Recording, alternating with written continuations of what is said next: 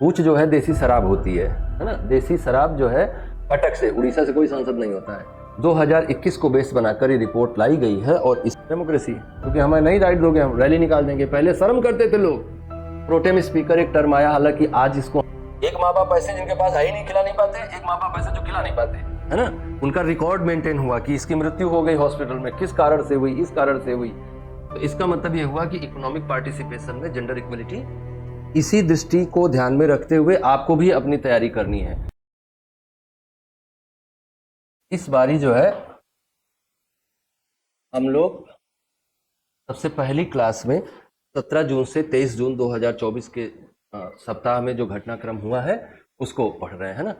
तो कौन कौन सी चीजें इस बीच में हुई जो हम लोगों को पढ़ लेनी चाहिए या हमारे करंट अफेयर्स के दृष्टि से इंपॉर्टेंट है, इसी दृष्टि को ध्यान में रखते हुए आपको भी अपनी तैयारी करनी है। आप कभी ये मत माने कि हम जो करंट अफेयर्स पढ़ा रहे हैं या हम करंट अफेयर्स की जो भी बातें बता रहे हैं इसके अलावा कुछ नहीं पूछा जाएगा। करंट अफेयर्स का एरिया बहुत वास्ट है और करंट अफेयर्स अपने आप में कोई सब्जेक्ट है नहीं। वो हिस्ट्री भी है, वो ज्योग्राफी भी है, वो पॉलिटी भी है, वो इकोनॉमी भी है, वो इन्वायरमेंट भी है, वो इकोलॉजी भी है, वो सब कुछ है। जो कुछ भी बदलाव हो, इसके अलावा पर्सन इन न्यूज है, पर्सन इन प्लेसेज है, पर्सन वर्ड्स इन न्यूज है, बहुत सारे तरह से वो पूछा जा सकता है। तो जो कुछ भी समाचार पत्रों में आपको दिखाई देता है उनमें से किस तरह के न्यूज़ेस को आप निकालेंगे इस सेशन में आपको समझ में आएगा।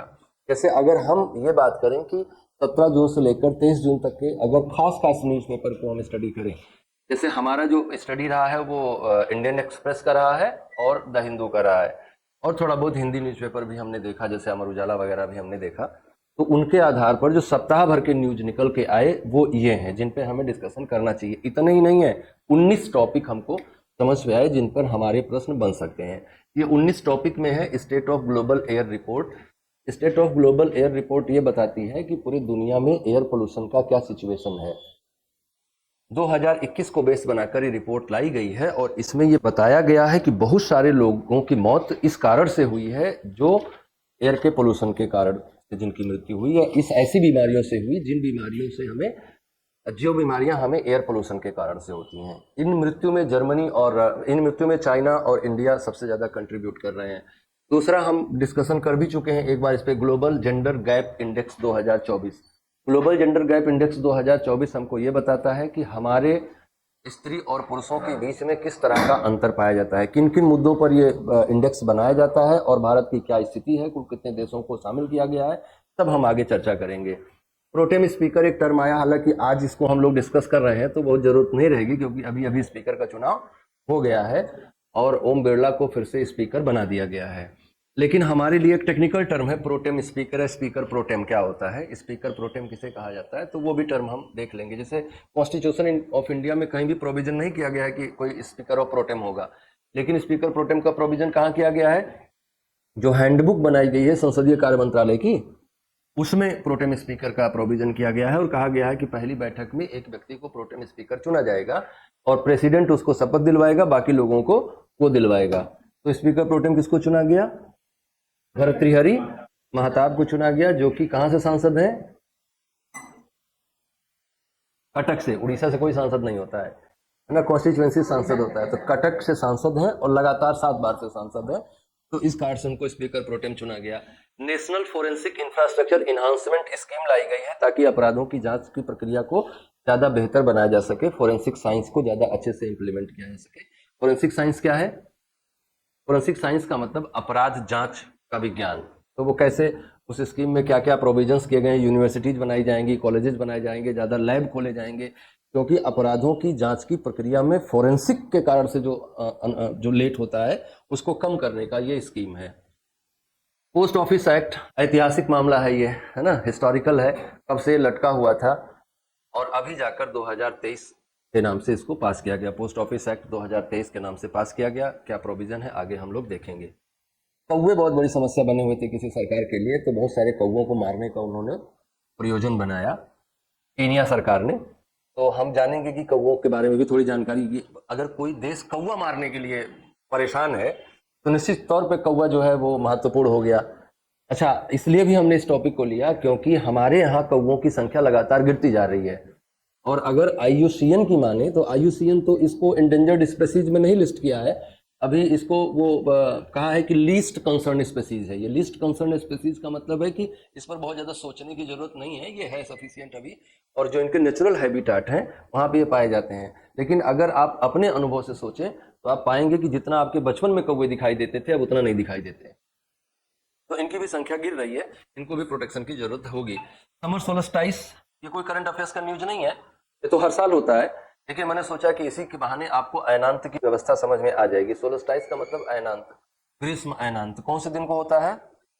21 जून को। और हम कहाँ का न्यूज डिस्कस कर रहे हैं? 17 से 23 जून के बीच का। तो मुझे लगा कि ये भी एक बात हमें डिस्कस कर लेनी चाहिए, और खास तौर से जो हीट वेव बढ़ रहा था तो हमको लगा कि ये भी एक मुद्दा उसमें शामिल कर लेना चाहिए। अगला है हूच का मुद्दा।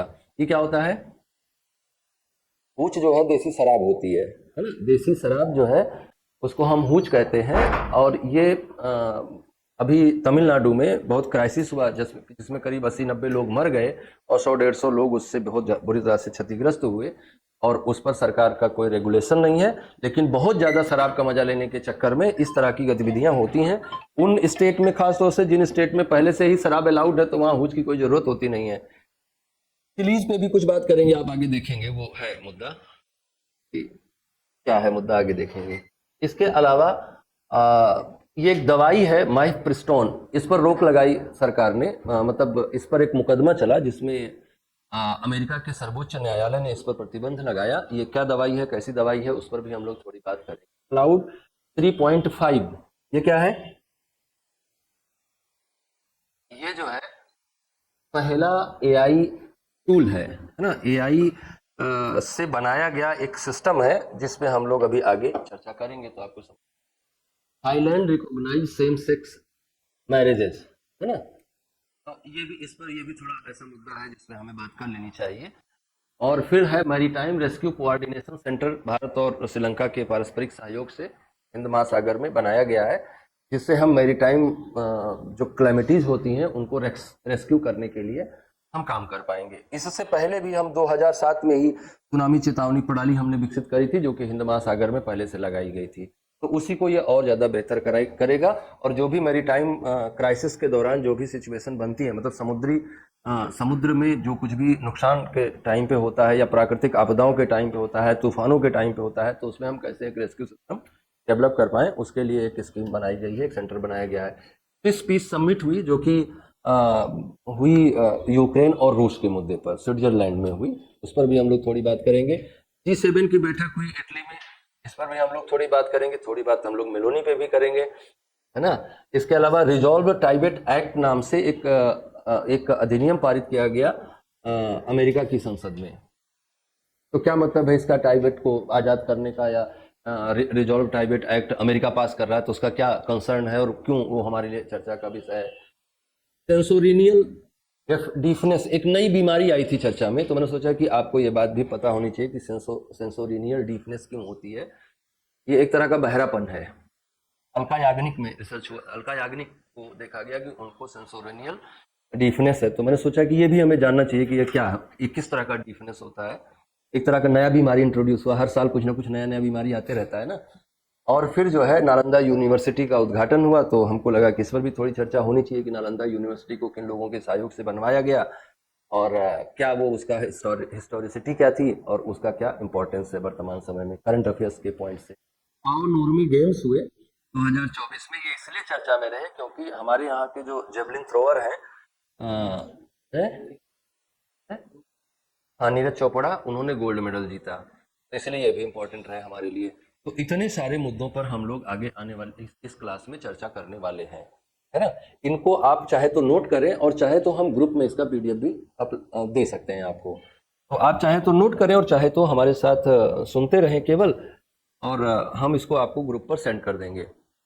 लेकिन समस्या ये है कि जब तक आप लिखते नहीं है तब तक आप पढ़ते नहीं है, इसलिए कुछ ना कुछ आप लिखते रहिए, है ना? हिंदी वालों को मैं इसको ट्रांसलेट करके बोल दूंगा, अंग्रेजी वाले यहीं से अपना लिखेंगे जो लिखना है उनको। ठीक।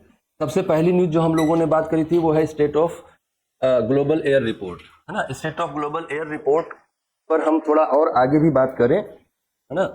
ये तो केवल उसका एक इमेज है। तो स्टेट ऑफ ग्लोबल रिपोर्ट किसके द्वारा निर्गत की गई? हेल्थ इफेक्ट इंस्टीट्यूट है, जो कि नॉन प्रॉफिट ऑर्गेनाइजेशन है। इसने इसे इश्यू किया, हेल्थ इफेक्ट इंस्टीट्यूट। आपको याद रखने वाली बात क्या है कि हेल्थ इफेक्ट इंस्टीट्यूट के द्वारा ये सबसे पहली बार इश्यू की गई। ये एक रिसर्च ऑर्गेनाइजेशन है which is working on non profit model, NGO जिसे आप कह सकते हैं, जैसे नॉन गवर्नमेंटल ऑर्गेनाइजेशन है। और इसके अनुसार जो सबसे चिंताजनक बात है वो ये है कि लगभग 8.1 million deaths globally recorded in 2021। 8.1 million लोग इस कारण से मर गए क्योंकि वायु में प्रदूषण है। कितनी खराब दुनिया हमने बनाई है इसका अंदाजा आप लगा सकते हैं इससे।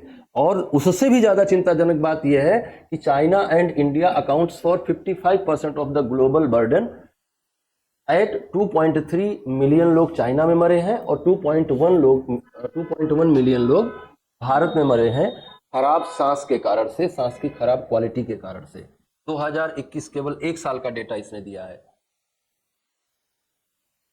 और हम लोग क्या कहते हैं कि हम बहुत विकसित हो गए हैं, हम बहुत विकास कर रहे हैं, इसलिए मर रहे हैं लोग कि आपकी हवा जहरीली है। नोट करेंगे इसको, कुछ कुछ लिखते रहिए आप, है ना।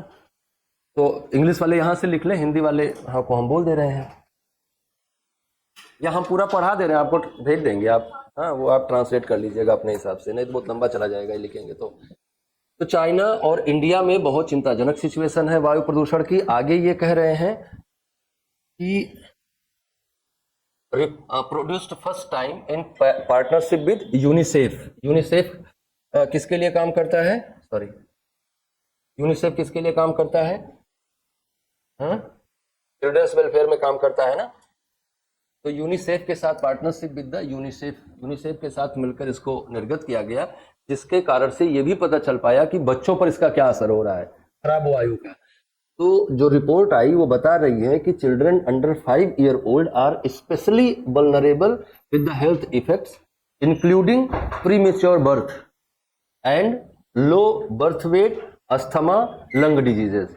जैसे अगर खराब वायु है या खराब हवा में आप सांस लेते हैं तो किस तरह की बीमारियों के होने की संभावना आप में बढ़ जाती है ना। इस तरह की बीमारियों की, जैसे जो लंग्स से जुड़ी हुई डिजीजेज है, इनका सीधा संबंध पोल्यूशन से होता है, चाहे वो पोल्यूशन आपके द्वारा बनाया गया हो और चाहे वो नेचर के द्वारा बनाया गया हो। कई बार आप भी अपने लिए बना लेते हैं ना पोल्यूशन, और अंदर जो है, जो आप धुआं खींचते हैं तो वो धुआं बहुत माइक्रो पार्टिकल्स के फॉर्म में अंदर चला जाता है और आपके फेफड़े में जम के टार बनाता है, जो बहुत और बहुत नुकसान करता है। तो लंग्स डिजीजेज होती हैं। अस्थमा की समस्या भी वायु प्रदूषण अस्थमा की समस्या का मुख्य कारण है, और बच्चे बहुत तेजी से वल्नरेबल है बच्चे इसके लिए। मेरे घर खुद मेरी छोटी बेटी को समस्या है, ये बाई बर्थ तो है नहीं, ये हुआ कैसे होगा, ये जब पेट में रही होगी तभी से वो शुरू हुआ होगा। तो कहां से शुरू हुआ होगा, ड्यू टू एयर पोल्यूशन। तो एयर पोल्यूशन अस्थमा करता है। बर्थ के समय बच्चों का वजन कम होना वर्तमान समय में बहुत बड़ी समस्या है।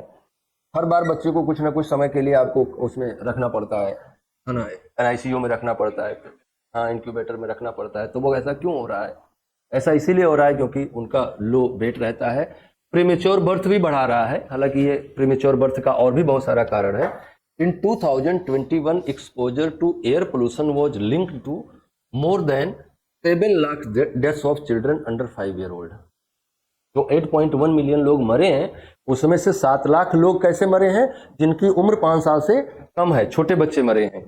तो ये रिपोर्ट बता रही है कि छोटे बच्चे ज्यादा वल्नरेबल हैं जो वायु प्रदूषण हो रहा है, जो सिचुएशन बनी हुई है, जो एयर क्वालिटी खराब हो रही है उसके कारण से, है ना। Making the second leading risk factor for death globally for this age group after mall nutrition. मतलब कि आज की डेट में भी, इतना विकसित दुनिया में भी, बच्चों के मृत्यु का सबसे बड़ा कारण क्या है। अगर 0 से 5 आयु वर्ग में हम मौतों की संख्या को गिने, 0 से 5 वर्ष की आयु वर्ग में बच्चे सबसे ज्यादा किस कारण से मर रहे हैं, तो नंबर 1 पे क्या आएगा, माल न्यूट्रिशन आएगा। माल न्यूट्रिशन का मतलब कुपोषण आएगा। कुपोषण 2 तरह का है, एक तो इसलिए है क्योंकि आप खिला नहीं पाते अपने बच्चे को। एक माँ बाप ऐसे हैं जो अपने बच्चे को खिला नहीं पाते, इसलिए उनका बच्चा कुपोषित होता है। एक माँ बाप ऐसे भी हैं जो अपने बच्चे को खिला नहीं पाते। एक माँ बाप ऐसे जिनके पास है ही नहीं, खिला नहीं पाते। एक माँ बाप ऐसे जो खिला नहीं पाते, वो बर्गर खा लेगा, वो मैगी खा लेगा, वो पिज्जा खा लेगा, वो चिप्स खा लेगा, वो और कचरा खा लेगा, लेकिन दाल भात रोटी सब्जी खाने में उसको बहुत दिक्कत होगी, तो वो भी माल न्यूट्रिशन का शिकार होता है। और सोचिए कि माल न्यूट्रिशन कितनी बड़ी समस्या है। पैदा होने मतलब गर्भ में आने से लेकर और 5 साल तक माल न्यूट्रिशन के कारण से मतलब बच्चों में मौत की संख्या में माल न्यूट्रिशन सबसे बड़ा कारण है, नंबर 1 पे है। और उससे भी दुखद बात यह है कि माल न्यूट्रिशन की समस्या को तो हम समाधान निकालेंगे, वायु प्रदूषण कैसे कम करेंगे, माल न्यूट्रिशन की समस्या का समाधान निकालेंगे, प्रदूषण और बढ़ेगा, क्योंकि हमको सप्लाई ऑफ गुड्स बढ़ानी होगी ना, सप्लाई ऑफ फूड बढ़ानी होगी, तो वो और एयर पोल्यूशन को खत्म करेगा। तो दोनों में होड़ लगी है कि तुम अगर अच्छे बनोगे तो हम आगे निकल जाएंगे। तो बहुत खराब सिचुएशन में हम लोग दुनिया को ले जा रहे हैं। हमारा पॉइंट ये कि आप ये फैक्ट जान ले, है ना। चिंताजनक है कि नहीं है? कैसे सुधरेंगे हम लोग? फिर जो है आगे कह रहा है कि India report the highest number of pollution linked deaths in children under the age of 5। जो अभी हम बताए कि 7 लाख बच्चे मारे गए, उसमें से सबसे चिंताजनक स्थिति में कौन है पूरी दुनिया में? भारत है। एयर पोल्यूशन के कारण से 0 से 5 साल के आयु वर्ग में मरने वाले बच्चों की संख्या में भारत नंबर 1 है, हाईएस्ट है, highest number of pollution linked deaths in children under the age of 5 year with at least 1,69,400 death. हालांकि और भी ज्यादा हो सकती हैं, सब रिपोर्ट में नहीं आए होंगे।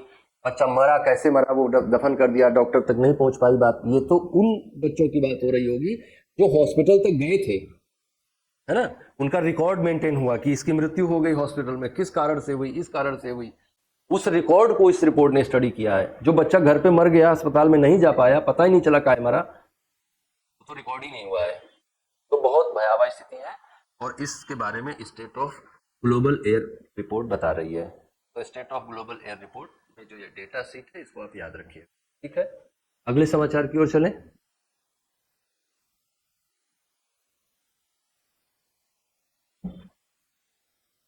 अगला समाचार है gender global gender gap index 2024। ये आपको इमेज से ही क्लियर हो रहा होगा कि ये किसने जारी किया है? वर्ल्ड इकोनॉमिक फोरम ने। वैश्विक आर्थिक मंच है, ग्लोबल इकोनॉमिक फोरम नाम की एक संस्था, इंटरनेशनल ऑर्गेनाइजेशन है जो इस तरह की रिपोर्ट जारी करता है। इस तरह की बहुत सारी रिपोर्ट्स वो जारी करता है, लेकिन उसमें से एक रिपोर्ट उसने जारी की जिसका नाम है ग्लोबल जेंडर गैप 2024।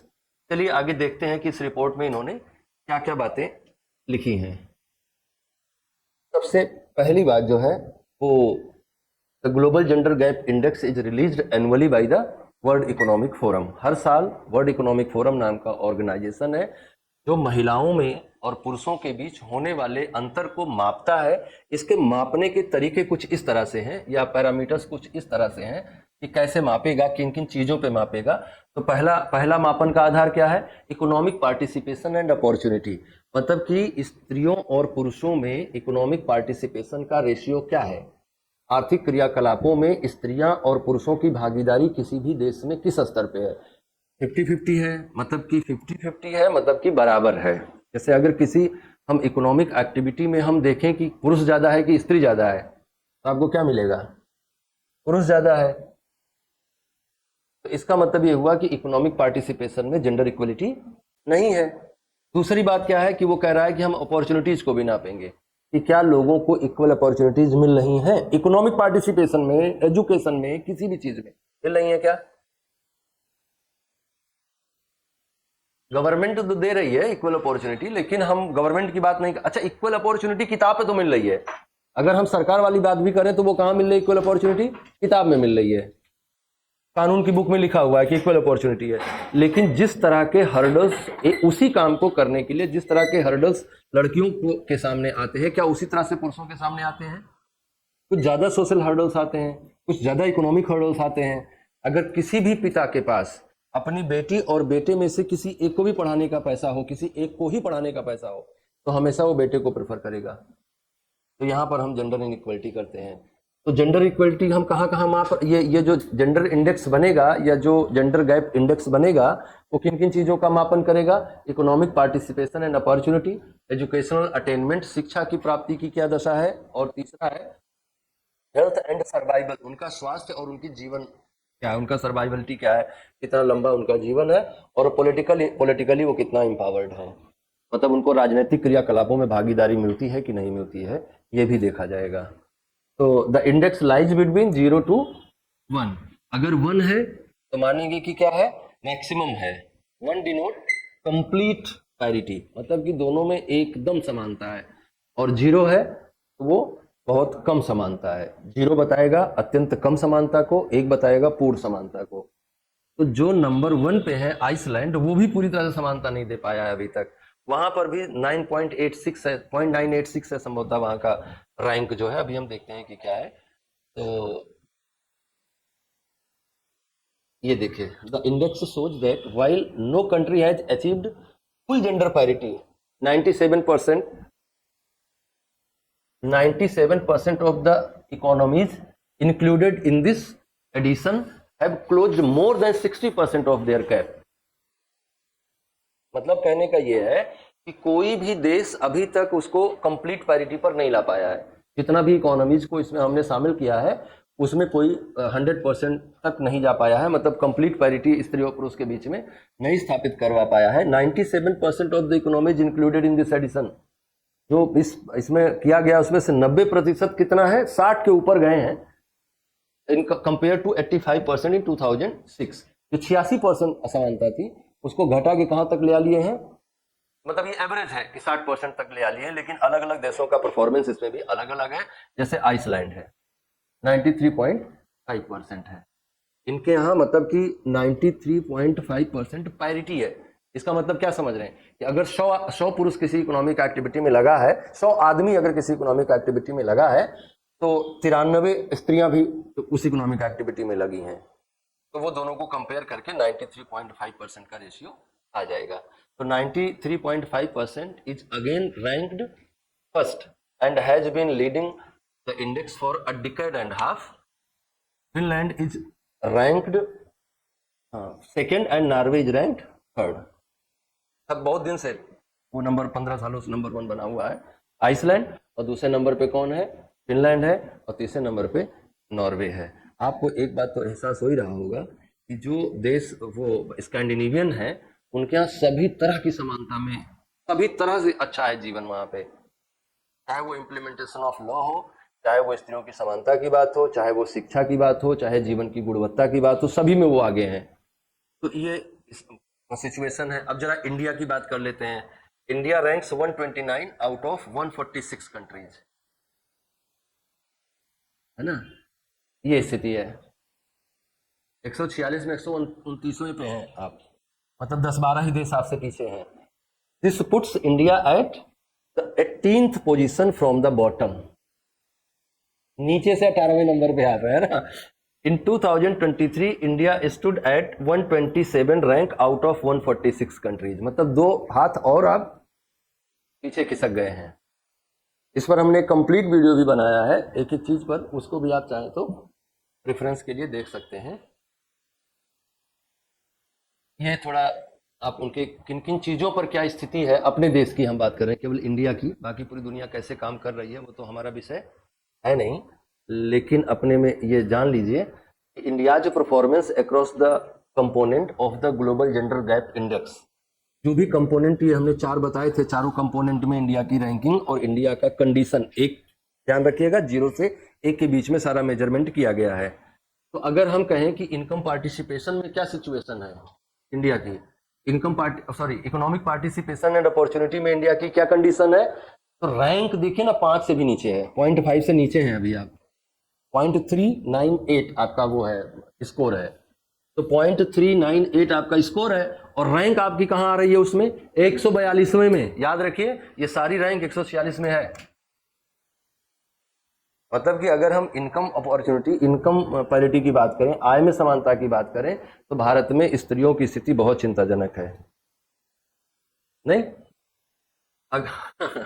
अगर हम शिक्षा में करें तो थोड़ा सा बड़ी है, और हम 1 के थोड़ा पास पहुंच गए हैं, 0.9 तक पहुंच गए हैं, 0.964 पे हैं। तो ये ठीक सिचुएशन को दिखा रहा है।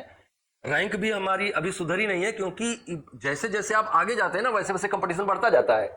जैसे आप एग्जाम देते हैं, आपका 150 क्वेश्चन का पेपर का एग्जाम देते हैं, आपका नंबर आया 40, आप ना मौज करिए, गांजा फूकिए, है ना, कुछ नहीं करना है आपको।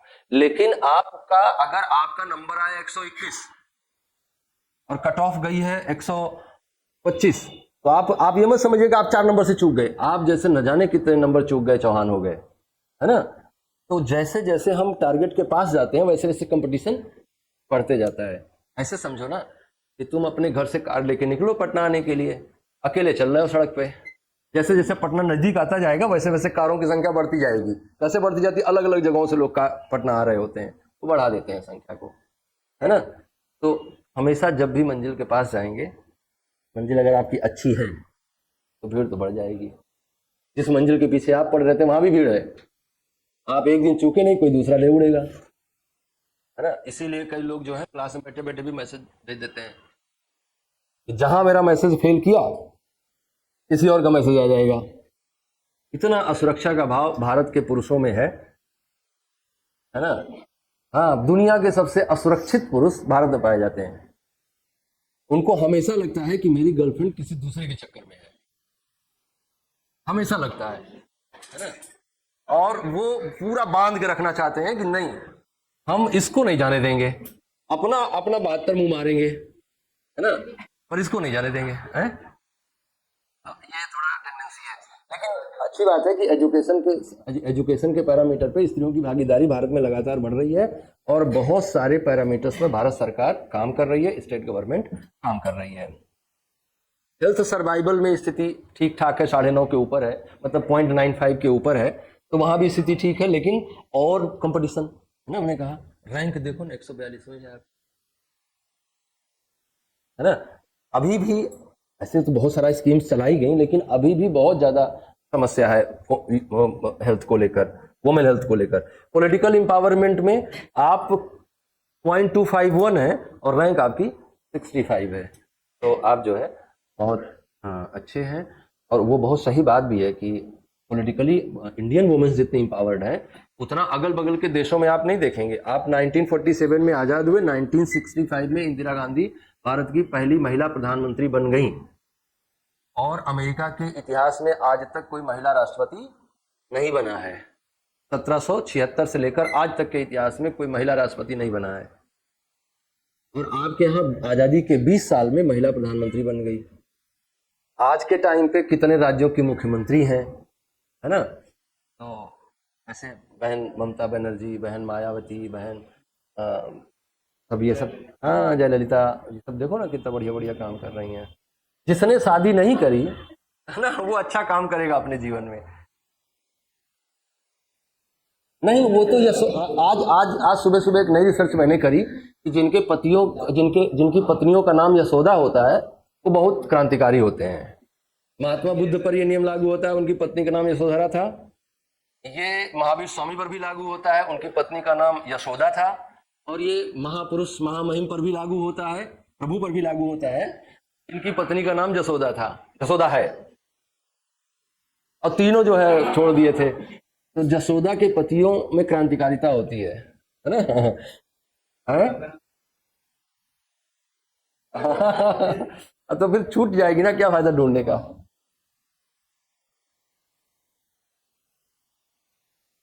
पॉलिटिकल एम्पावरमेंट में हम लोग ठीक हैं। प्रोटेम स्पीकर पे कुछ खास बताने वाली बात नहीं है। प्रोटेम स्पीकर वो स्पीकर होता है जो पहली बैठक की अध्यक्षता करता है। 18वीं लोकसभा है ना ये। हाँ, तो 18वीं लोकसभा का चुनाव हुआ। लोकसभा चुनाव के बाद जो सबसे पहली बैठक होती है उसमें प्रेसिडेंट आते हैं और प्रेसिडेंट किसी एक व्यक्ति को प्रोटेम स्पीकर चुन देते हैं। प्रोटेम स्पीकर का मतलब होता है टेम्पोरली बनाया गया स्पीकर, जो एक दिन का स्पीकर है। जैसे ही प्रोटेम स्पीकर चुना जाता है तो 1 दिन या 2 दिन या 3 दिन जो भी लगता है शपथ ग्रहण में, शपथ करवाता है वो सभी की। शपथ ग्रहण समारोह या शपथ ग्रहण की प्रक्रिया पूरी होने के बाद जैसे ही अगली बैठक होगी सबसे पहला काम क्या होगा उसमें, हाँ, स्पीकर का चुनाव होगा। तो जैसे कल तक शपथ ग्रहण पूरा हुआ और आज क्या हुआ, चुनाव हो गया। तो तुरंत पहला काम क्या करेगी लोकसभा, अपने में से किसी एक व्यक्ति को अपना अध्यक्ष चुनेगी। मतलब कि लोकसभा अध्यक्ष चुने जाने का प्रोविजन यह है कि वो सांसद भी होना चाहिए। 18वीं लोकसभा के लोकसभा अध्यक्ष कौन चुने गए हैं, ओम बिरला चुने गए हैं, जो कि 17वीं लोकसभा के भी लोकसभा अध्यक्ष रहे हैं, कोटा से, राजस्थान के कोटा से सांसद हैं ये। और प्रोटेम स्पीकर कौन चुने गए, बीजेपी के एमपी थे, बीजेपी के एमपी हैं Bhartruhari Mahtab, has been appointed as the pro tem speaker of the Lok Sabha. Pro tem का मतलब है कि फॉर द टाइम बीइंग और द टेम्पोरली, हमने बताया कि वो एक बार के लिए बन गया, एक दिन के लिए बन गया। ये कौन है? 7 टाइम एमपी है फ्रॉम द कटक उड़ीसा। कटक उड़ीसा से 7 बार लगातार सांसद रहे हैं। अच्छा, इसमें ये नियम पालन किया जाता है कि ज्यादा जिसको संसदीय प्रक्रियाओं का ज्ञान है, अब जैसे, हाँ वैसे तो प्रोटेम स्पीकर जो है मैडम को भी बनाया जा सकता था। कौन मैडम को? कौन मैडम है? स्मिता तो हार गई हैं, कंगना रनावत को काहे नहीं बनाया जा सकता? तो वो बोलेगी कि सारा एक्सपीरियंस तो आज ही शुरू हो रहा है ना? इससे पहले लोगों को कुछ एक्सपीरियंस नहीं था। कंगना रनावत जो है, उनको बनाया जा सकता था। उनको सोचो, अगर उनको इमेजिन करो कि वो लोकसभा अध्यक्ष है और उसी दौरान जो है राहुल गांधी भाषण देने के लिए खड़े हुए हैं, है ना? कैसा दृश्य बनेगा वो कान में बताना पड़ रहा है, पब्लिकली बताया नहीं जा सकता कैसा दृश्य बनेगा, है ना? तो बड़े कॉमेडी चलती है भारत के संसद में और भारत की राजनीतिक व्यवस्था में। लोकतंत्र इस दुनिया का सबसे घटिया तंत्र है ना? सभी बुराइयों, कोई भी बुराई बुराई रह नहीं जाती जब बहुमत में होने लगे। तो ज्यादा लोग बुरे हो जाते तो बुरे ही अच्छे हो जाते हैं। तुम्हारे अगर अगर ज्यादा संख्या में लोग पागल हो जाए ना, तो प्रधानमंत्री क्या कहेंगे? ये जो बचे हुए हैं ना, ये मूर्ख है, ये समझदार है, क्योंकि पागल ज्यादा संख्या में हो गए तो पागल ही सही हो जाएंगे। लोकतंत्र ऐसा तंत्र है। तो लोकतंत्र बहुत घटिया तंत्र है। लोकतंत्र में ऐसे ऐसे नमूने पेश हो जाएंगे आपके सामने, ऐसे ऐसे चीजें आ जाएंगी आपके सामने जिनको आप कहेंगे ये गलत है, लेकिन आपको मानना पड़ेगा, है ना? तो मैंने पहले भी बताया था कि constitution does not mention the post of speaker pro tem. फिर कहां से आया ये concept? The official handbook on the working of ministry of parliamentary affairs. संसदीय कार्य मंत्रालय का जो ऑफिशियल हैंडबुक है, उसमें इस पद को मेंशन किया गया है कि कैसे वो स्वेरिंग इन करेगा स्पीकर प्रोटेम, है ना? तो वो उसका शपथ होगा, फिर वो दूसरे लोगों को शपथ दिलवाएगा। ये छोटी सी न्यूज थी। प्रोटेम वर्ड के लिए हम इसको ले आए थे कि आप प्रोटेम स्पीकर का मतलब समझते रहें कि प्रोटेम स्पीकर क्या है। अगला जो समाचार है वो है इनके मंत्रालय से, अश्विनी वैष्णव के मंत्रालय से। अश्विनी वैष्णव किसके मंत्रालय हैं? मंत्री हैं minister of electronics and IT. Electronics और रेलवे भी है, रेलवे भी है। तो हाँ, मिनिस्टर ऑफ इलेक्ट्रॉन, अभी तो हमें जो बात करनी है ना वो इसी की बात करनी है, इसलिए हम यही वाला फोटो लेके आए। तो minister for electronics and IT है। Cabinet approves national forensic infrastructure enhancement scheme. ये क्या करेगा? फोरेंसिक रिसर्च को बढ़ावा देने के लिए जो आधारिक संरचना चाहिए उसको ये इंप्रूव करेगी ये स्कीम। दरअसल अपराध अन्वेषण का सबसे प्रमुख काम क्या है?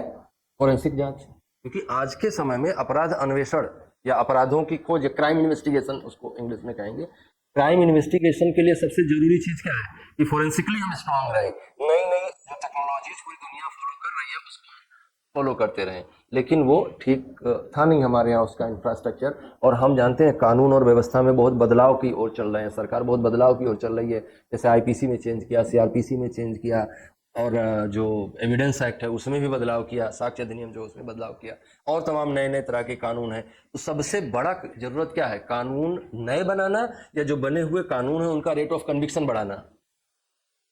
रेट ऑफ कन्विक्शन बढ़ाना ज्यादा जरूरी है। और रेट ऑफ कन्विक्शन बढ़ाने के लिए सबसे ज्यादा जरूरी क्या है? कि आपके यहाँ इंफ्रास्ट्रक्चर जो है वो स्ट्रांग रहे, संरचना आपकी मजबूत रहे। और अपराध अन्वेषण में सबसे मजबूत संरचना की जरूरत कहां पड़ती है? फोरेंसिक लैब की जरूरत पड़ती है, फोरेंसिक स्टडी की पड़ती है, फोरेंसिक साइंस की पड़ती है, जहां हम लोग थोड़ा पिछड़े हुए थे। तो उसी को इन्हांस करने के लिए एक स्कीम बनाएगी।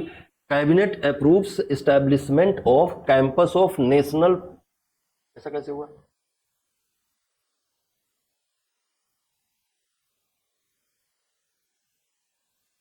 Cabinet approves establishment off campus of national forensic science university in India. तो पहले तो एक इसमें ये प्रोजेक्ट है कि एक राष्ट्रीय फोरेंसिक साइंस विश्वविद्यालय बनेगा, और दूसरा है cabinet approves establishment of central forensic science laboratories. ये बनाई जाएंगी भारत में, है ना? इसको देखो, आगे भी इसमें न्यूज है। The union cabinet has approved the NFIES with a financial outlay of 2,254.43 crore during the period from 24 to 25। 2024-25 के लिए इतना इतना बजट आउटले दिया गया है 2254.43 करोड़ रुपए का, जिसका खर्च कहाँ किया जाएगा? ये 2024-25 से लेकर 2028-29 के बीच में खर्च किया जाएगा। कहाँ खर्च किया जाएगा? सेंट्रल सेक्टर स्कीम में, that will be provisioned by the ministry of home affairs from its own budget. गृह मंत्रालय ने अपने बजट से इसको आगे बढ़ाने के लिए दिया है। और ये क्या क्या करेगी इसको भी देख लीजिए। There are 3 components under the scheme. इस योजना के तहत तीन घटक है। पहला क्या करेगा? Establishment off campus of the national forensic science university in the country. एक नेशनल फोरेंसिक साइंस यूनिवर्सिटी बनाई जाएगी देश में, कहीं भी बनाई जाएगी, अभी देखा जाएगा कहाँ बनती है। फिर दूसरा है establishment of central forensic science laboratories in country, मतलब कई जगहों पे ये बनाया जाएगा, लेबोरेटरीज बनाई जाएंगी अलग अलग जगहों। अभी यहाँ से सैंपल लो, फिर बेंगलोर भेजो। अगर आपको डीएनए टेस्ट करवाना हो किसी का तो कितना लंबा प्रक्रिया है, तो इसकी संख्या को ज्यादा से ज्यादा बढ़ाया जाए। तो वो इसमें टारगेट है। Enhancement of existing infrastructure of the Delhi campus of the NFSU, जो ये है उसका और ज्यादा इंफ्रास्ट्रक्चर डेवलप किया जाए, उसमें और ज्यादा काम किया जाए ताकि ये ज्यादा बेहतर तरीके से बढ़ पाए। अगला हमारा मुद्दा है पोस्ट ऑफिस एक्ट 2023। बहुत लंबे अंतराल के बाद इसे पारित किया जा सका। तो कब से ये लटका हुआ था? नहीं, 1858 से, 1898 से लटका हुआ था। नहीं, उसमें इसलिए लिखा है क्योंकि 1898 के बाद अब पास हुआ है दूसरा कानून। बीच में पास होना था 1986 में, यानी जैल सिंह ने उसको रुकवाया। पॉकेट वीटो का इस्तेमाल करके स्वर्गीय हो गए ना, स्वर्गीय श्री ज्ञानी जैल सिंह ने उसको रुकवाया। मतलब रुकवाया क्या? पॉकेट वीटो का यूज किया। पहला इंस्टेंस है जिसमें भारत के राष्ट्रपति ने किसी भी तरह के वीटो पावर को यूज किया होगा। फिर तब से वो पड़ा रहा, फिर अब जाके वो आया। तो जरा समझते हैं इसके बारे में, थोड़ी 2-4 बातें हम समझने का प्रयास करते हैं। The post office act came into force on June 18। It has replaced the 125-year-old Indian Post Office Act of, अंग्रेजों को बना हुआ कानून था, जब से वही चल रहा था अभी तक। लेकिन अभी जो इन्होंने बनाया है वो अंग्रेजों से भी ज्यादा खतरनाक है, क्योंकि ये तो उससे भी खतरनाक है ना। ये चिट्ठियां पढ़ लेंगे, तुम्हारी लिफाफा खोल लेंगे बीच में। जो नियम बना रखा है इनने वो ठीक नहीं है, तो रिप्लेस कर दे रहा है 1989। दरअसल है क्या ना कि बहुत सारा टेररिस्ट एक्टिविटीज इस तरह से होती है और हमारे पास कोई अधिकार नहीं कि हम पैकेट खोल के देखें किसका कौन क्या है। इसके कारण से बहुत सारा फोर्जरी हो रही है, तो उसको रोकने के लिए इस तरह के कानून बनाए गए। लेकिन आप ये समझिए कि कानून का दुरुपयोग जितना व्यक्ति करता है उससे ज्यादा सरकार करती है ना। तो अगर कानून में लूप होल छुटा हुआ है तो बहुत उम्मीद है कि सरकार उसको नागरिकों के विरुद्ध भी प्रयोग करेगी। बताते हैं क्या है।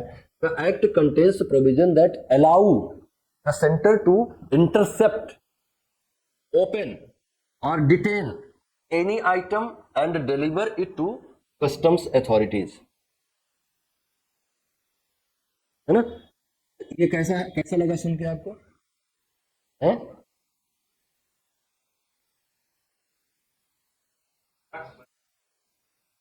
हम मान लीजिए कि अपना कोई अपनी कोई हम अपनी प्रेमिका को कोई पत्र लिखे हुए हैं, तो ठीक है, तो क्या गारंटी नहीं पब्लिक करेगा? है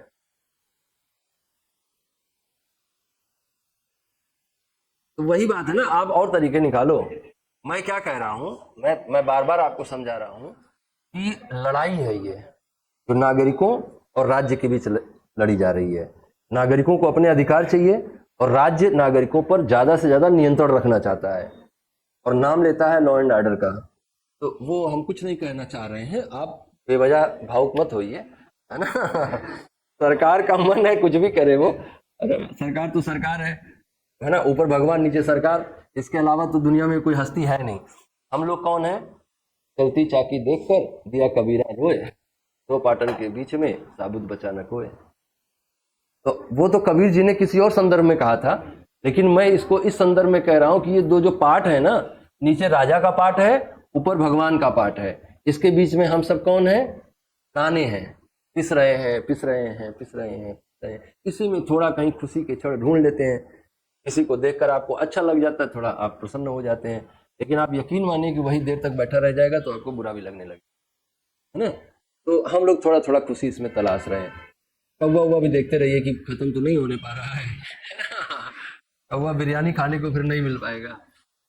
So after a decade of trying to control its population of crows, the Kenyan government planned to poison 1 million house crows by December 31. 1 crore कौवे मार डालोगे, ठीक बात थोड़ा ना है ये,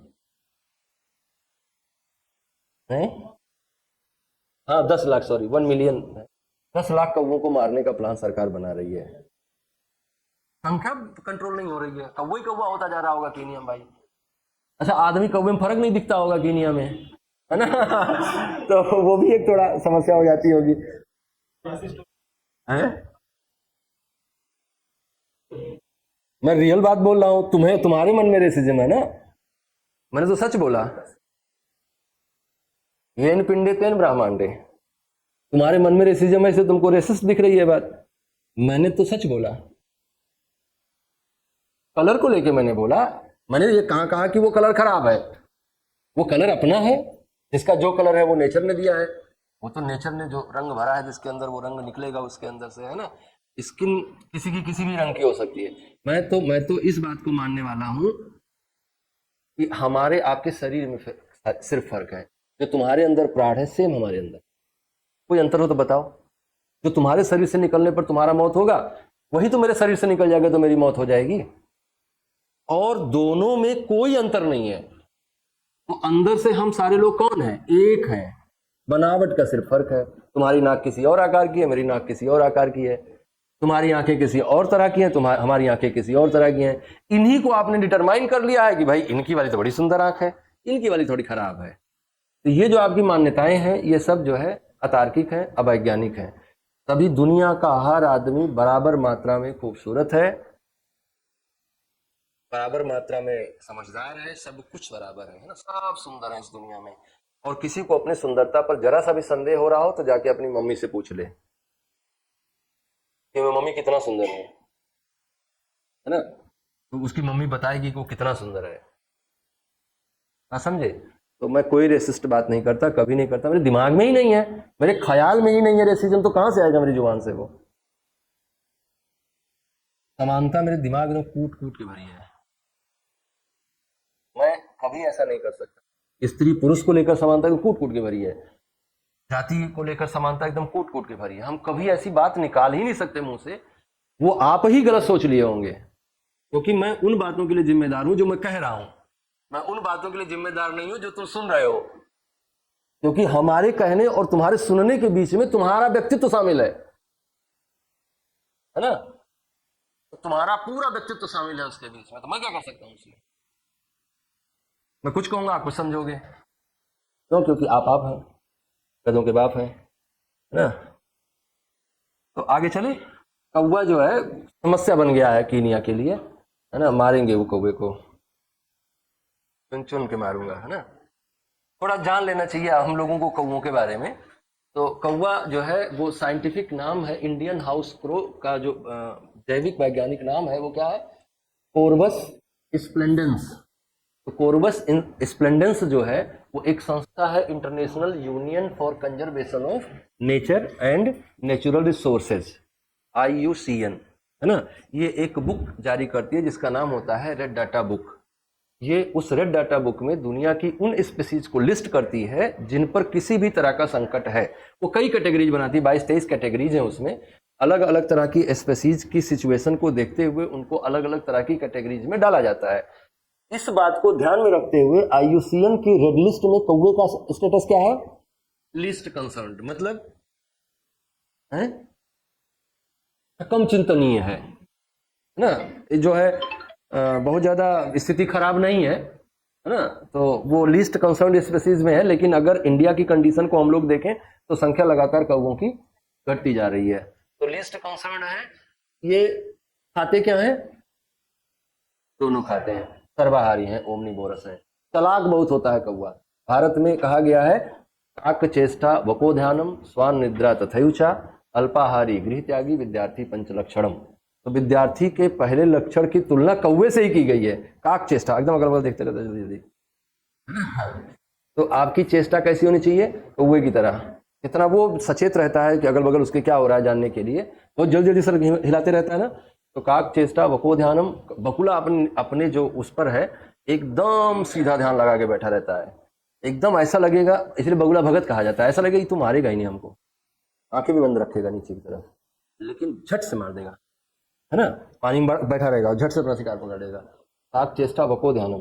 कुत्ता सोता नहीं है सही से। स्वान निद्रा, तथैव अल्पाहारी गृह त्यागी, विद्यार्थी पंच लक्षणम। तो गृह त्यागी भी होना पड़ेगा, है ना। गृह त्यागी होगा तभी वो ये 5 लक्षण है, है? गृह त्यागी है ना, है?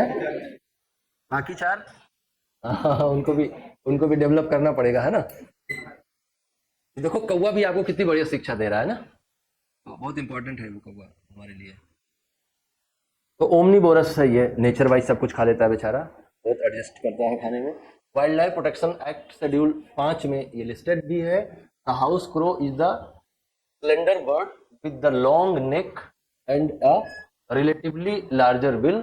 The head body length is 40 centimetre and its weight is approximately 245 to 237 gram. बहुत कम होता है, मार की बिरयानी बना सकते हैं आप, लेकिन बहुत मजा नहीं आएगा, बहुत मांस उसमें से नहीं निकलेगा, है ना। तो अगला हम लोग का न्यूज था वो समर सोलस्टाइस था, 21 जून को होता है। और समर सोलस्टाइस का मतलब आप थोड़ा इस पे समझ लीजिए कि पृथ्वी जो है वो टिल्टेड है ना, अपने एक्सिस पे। अगर पृथ्वी अपने एक्सिस पे सीधी होती, एक्सिस का मतलब कि एक्स एक्सिस पे, अक्ष पे अपने एकदम सीधी होती, तो एक ही ऐसे घूम रही है, ऐसे घूमने के साथ साथ ऐसे भी घूम रही है। तो ऐसे घूमने के साथ से क्या होता है कि एक पर्टिकुलर जगह पे सनरेज वर्टिकल रहती है हमेशा, तो वही उतना हिस्सा पृथ्वी का हमेशा सूर्य के सामने आते रहता। सुबह शाम दोपहर में जो मौसम परिवर्तन होता है इतना ही परिवर्तन होता। जलवायु में जो बदलाव रहता है, जो हम मौसम में 3 महीने का बदलाव देखते हैं, ये क्यों आता है? ऋतु परिवर्तन जिसे हम कहते हैं। तो ऋतु में परिवर्तन क्यों होता है? क्योंकि ये टिल्टेड है, और इसके टिल्टेशन के कारण से जब ये सूर्य का चक्कर लगाती है तो ऐसी स्थितियों का निर्माण होता है जिससे 23, और टिल्टेशन कितना है? 23.5 का। इसलिए नॉर्दर्न आधे हिस्से में 23.5% उत्तरी आएगा, आधे हिस्से में 23.5% दक्षिणी आएगा। जब 23.5% दक्षिणी में रहेगा तो क्या होगा, 23.5% उत्तरी में रहेगा तो क्या होगा, ये जानने वाली बात है। और ये जानने वाली बात इसमें ऐसे है कि जो लेंथ ऑफ डे होती है, दिन की लंबाई, वैसे तो सब 24 घंटे का ही है ना। एक दिन कितने का? 23 घंटे 56 मिनट 4.09 सेकेंड, ये है एक दिन की पूरी लंबाई।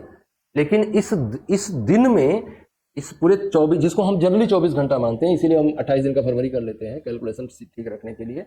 और ये जो 4 घंटा 49 मिनट, 4 घंटा 56 मिनट है, 4 साल बाद 24 घंटे में कन्वर्ट हो जाता है, तो हम 29 दिन की फरवरी कर लेते हैं, है ना, एक दिन बढ़ा लेते हैं। तो ये जो 24 घंटे हैं तो इतना ही रहेगा, इसमें तो घट बढ़ नहीं सकता। लेकिन इतने 24 घंटे जो अपने एक्सिस पे अर्थ एक चक्कर लगाती है, इनमें से कितने समय में सूर्य रहेगा? जैसे दिन और रात की स्थिति कैसे बन रही है, मान लीजिए पृथ्वी है, ये जो ट्यूबलाइट जल रहा है सन है, तो इधर दिन है इधर रात है। अब ये थोड़ा झुकी हुई है ऐसे, तो इस हिस्से में दिन ज्यादा मिल रहा है, इस हिस्से में रात ज्यादा मिल रही है, तो थोड़ा दिन और रात का जो औसत है वो बदलते रहता है। इसीलिए कई बार आपसे एग्जाम में पूछा जाता है कि नॉर्दर्न हेमिस्फीयर में लॉन्गेस्ट डे किस दिन होगा। तो लॉन्गेस्ट डे का मतलब यहाँ दिन की अवधि का पूछ रहा है, सूर्य का प्रकाश कितने लंबे समय तक रहेगा। तो ये अयनांत के हिसाब से परिवर्तित होते रहता है। इन दोनों स्थितियां जो हैं वो क्या कही जाएंगी? Equinox. Equinox basically Greek word है, इसका मतलब होता है इक्वी प्लस नॉक्स। इक्वी मतलब होता है इक्वल, नॉक्स का मतलब होता है डे एंड नाइट। तो अर्थ की जिस सिचुएशन में पूरी पृथ्वी पर दिन और रात बराबर होते हैं, उस सिचुएशन को हम इक्विनॉक्स या इक्वेटर, इसीलिए उसको इक्वेटर कहते हैं, है ना। जब परपेंडिकुलर होता है सन इक्वेटर के, तो उस स्थिति को हम इक्विनॉक्स कहते हैं। पूरी ग्लोब पर दिन और रात बराबर होते हैं, मौसम की स्थिति जो जहां लोकेटेड है उसके हिसाब से होगी। जो इक्वेटर पे लोकेटेड है वो गर्मी सह रहा होगा, जो पोल पे लोकेटेड है वो ठंडी सह रहा होगा। ये स्थितियां दो और बनती हैं, विंटर सोलस्टाइस और समर सोलस्टाइस। विंटर सोलस्टाइस किस पे रहता है? ये लाइन ऑफ कैप्रिकॉर्न है, मतलब कि सन किसके परपेंडिकुलर है? लाइन ऑफ कैप्रिकॉर्न के, मकर रेखा के लंबवत है। और जब सूर्य मकर रेखा के लंबवत है, और मकर रेखा कहाँ है, 23.5 डिग्री सदर्न हेमिस्फीयर में, तो सदर्न हेमिस्फीयर का लॉन्गेस्ट डे होगा वो, शॉर्टेस्ट नाइट होगी। और ठीक उल्टा कहां हो रहा होगा, अगर आपसे पूछे कि उत्तरी गोलार्ध का सबसे बड़ी रात किस दिन होगी, 22 दिसंबर को, है ना। और सबसे छोटा सबसे बड़ी रात होगी उत्तरी गोलार्ध में 22 दिसंबर को, और 22 दिसंबर को ही दक्षिणी गोलार्ध में सबसे बड़ा दिन हो रहा होगा। जब तुम्हारे यहाँ बहुत गर्मी, बहुत ठंडी पड़ रही होती है दिसंबर में ना, और ऑस्ट्रेलिया में रोक लगी होती है, सार्वजनिक जगहों पर आप माचिस न जलाएं, सार्वजनिक जगहों पर आग न जलाएं आप, तो बहुत सारा प्रतिबंध सरकार लगा के रखती है उस टाइम पे, मतलब वो बहुत ज्यादा गर्मी हो रही होती है।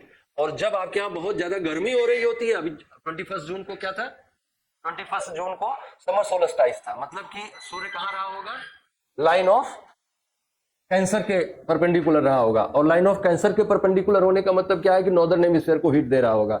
नॉर्दर्न हेमिस्फीयर के दिन भी बड़े होंगे, नॉर्दर्न हेमिस्फीयर की हीट भी ज्यादा होगी। इसीलिए आपने महसूस किया होगा कि ये जो स्थिति बनती है, ये सितंबर 23 के बाद आपके यहाँ क्या होने, सन इधर जाने लगता है, तो सितंबर 23 के बाद की स्थिति क्या बनती है, सन इस तरफ चला गया है ना, अब सॉरी अर्थ इस तरफ चली गई है, मतलब सदर्न हिस्सा सूर्य के सामने आ रहा है। तो आप नदर्न हिस्से में रह रहे हैं, भारत कहाँ लोकेटेड है, उत्तरी गोलार्ध में। तो आपके यहाँ देखिए सितंबर के बाद क्या होता है, दिन छोटे होने लगते हैं और रातें बड़ी होने लगती हैं। और ये घटना कब तक चलती है, 22 दिसंबर तक।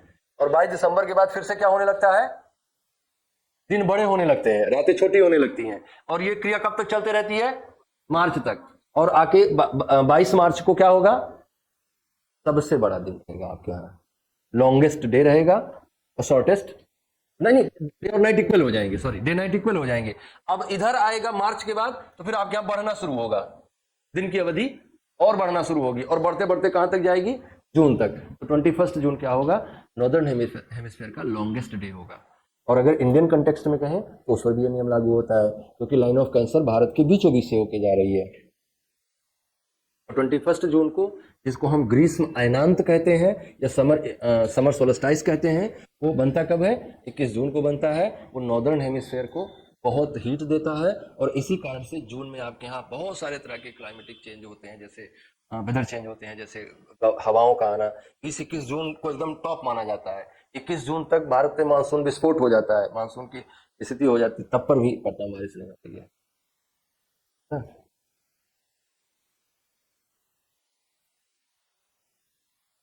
आपका बनेगा, आपका बनेगा, आपका बनेगा, गुजरात में 0 हो सकता है, आपका थोड़ा बहुत तो बन ही जाएगा, है ना। लेकिन अगर ऐसे कोई क्वेश्चन पूछ रहा तो 0 हो जाएगा, क्योंकि आपके सर पे चमक रहा होगा सूरज, शून्य हो सकता है। हाँ, तो इसी दिन हो सकता है। लेकिन अब जो भारत में कश्मीर में रह रहा है, उसका थोड़ा ना शून्य होगा, उसका कुछ तो बनेगा। इक्वेटर पे जो है उसी का शून्य हो सकता है ना। और जो सॉरी जो इक्वेटर पे उसका शून्य हो सकता है, लाइन ऑफ कैंसर पे है, साल में एक दिन आपका शून्य जरूर होगा, अगर आप जो है ट्रॉपिक ऑफ कैंसर और ट्रॉपिक ऑफ कैप्रिकॉर्न के बीच में कहीं भी रह रहे हैं। साल में एक दिन आपके ऊपर सूर्य जरूर चमकेगा, ठीक लंबवत जरूर होगा, क्योंकि इन्हीं 3 रेखाओं के बीच में गति करते रहता है ना। सूर्य तो गति करता नहीं है, पृथ्वी गति करती है, लेकिन पृथ्वी अपनी गति को इस तरह से करती है कि यही 3 हिस्से सूर्य के सामने आ पाते हैं। उसको हम लोग क्या कहते हैं, tropical zone of the earth, पृथ्वी का उष्ण कटिबंध। उष्ण मतलब जहां गर्मी ज्यादा हो रही हो, है ना। तो ये थोड़ा आपको बताना था हमें। आगे चले अगले समाचार की ओर। यही है समाचार आगे, इसी के बारे में, the longest day of the year for anyone. अब यूपीएससी पूछता है ना, जब भी ना हम ये सब इकट्ठा करते हैं, तो the longest day of the year for anyone living north of the equator is जून 21। अगर इक्वेटर के उत्तर में कोई है, मतलब कि उसको हम क्या कहेंगे, लिविंग इन नॉर्दर्न हेमिस्फीयर, उत्तरी गोलार्ध में कोई रह रहा है, तो उसके यहाँ सबसे बड़ा दिन कब आएगा, तो जून 21 को आएगा। The day is refer to as the summer solstice. इसको हम क्या कहते हैं, ग्रीष्म अयनांत कहते हैं, है ना। सोलस्टाइस का मतलब अयनांत होता है, झुकाव के समकक्ष हो जाना उसका, तो उसको अयनांत कहते हैं। And it occurs when the sun directly over the tropic of cancer. और अगर ट्रॉपिक ऑफ कैप्रिकॉर्न के ठीक ऊपर हो जाएगा तो क्या बोलेंगे उसको, समर सोलस्टाइस नहीं, विंटर सोलस्टाइस होगा आपके यहाँ ना। उस दिन आप सूर्य भगवान की पूजा करते हैं, अब कृपा करेंगे प्रभु हमारी तरफ। जैसे आप मकर संक्रांति की पूजा क्यों करते हैं, और मकर संक्रांति को किस भगवान की पूजा करते हैं? सूर्य भगवान को अर्घ्य देते हैं ना। तो क्यों देते हैं आप? क्योंकि अब प्रभु की कृपा हमारी ओर आएगी, अब हमको ज्यादा हिट देंगे। और इस दुनिया में जितना भी सोर्स ऑफ एनर्जी है अल्टीमेटली कहाँ से आ रही है? तो सन हमारा पिता है, सन हमारा माता है, जो कुछ भी कह लो सब वही है। सूर्य से ही हम जिंदा हैं, सूर्य से ही हम मरते हैं, सूर्य में ही हम विलीन होते हैं। Specially right over 23.5 degree north latitude. ये समझ गए पूरी स्टोरी को आप। इसलिए हम जो है अगले समाचार में चलते हैं। अभी यही है, the maximum amount of sunlight receive by the northern hemisphere during this time is usually on June 20, 21 और 22। In contrast, the southern hemisphere receives most sunlight on December 21, 22 or 23, when the northern hemisphere has its longest light or the winter solstice. उसको हम ग्रीष्म अयनांत कहेंगे। आगे चले।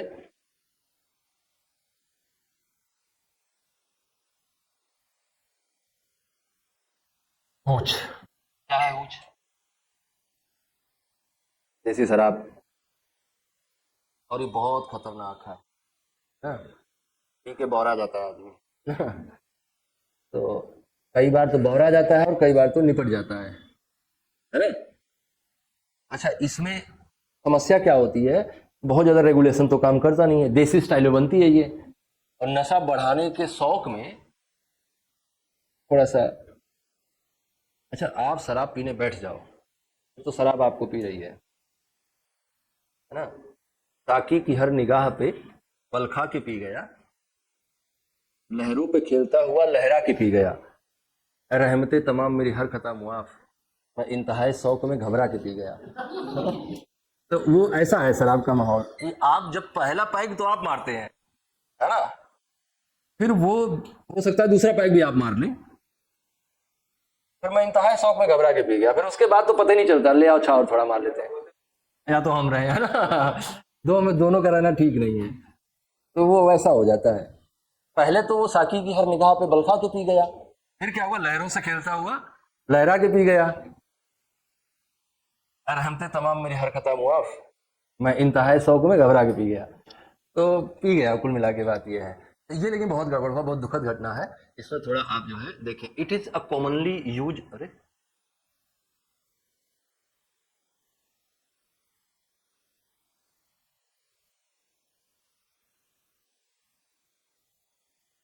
Late किया है।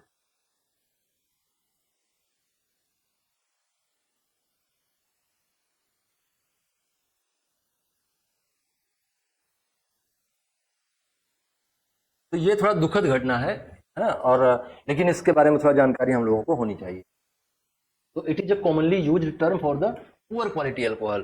Poor quality alcohol कौन से अल्कोहल को कहा जाता है?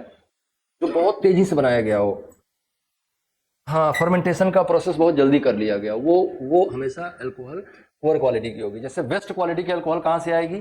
बेस्ट क्वालिटी के अल्कोहल एक बोतल तैयार होने में, कई कई शराब ऐसी हैं जिनका एक बोतल तैयार होने में 150 साल लगता है। अरे तो वो चल रहा है ना प्रक्रिया, वो तो प्लांट बड़ा सा लग रखा है ना। 150 साल लगता है एक बोतल वाइन तैयार होने में। ऐसे ऐसे प्रोसेस है, तब धीमे धीमे प्रोसेस होता है।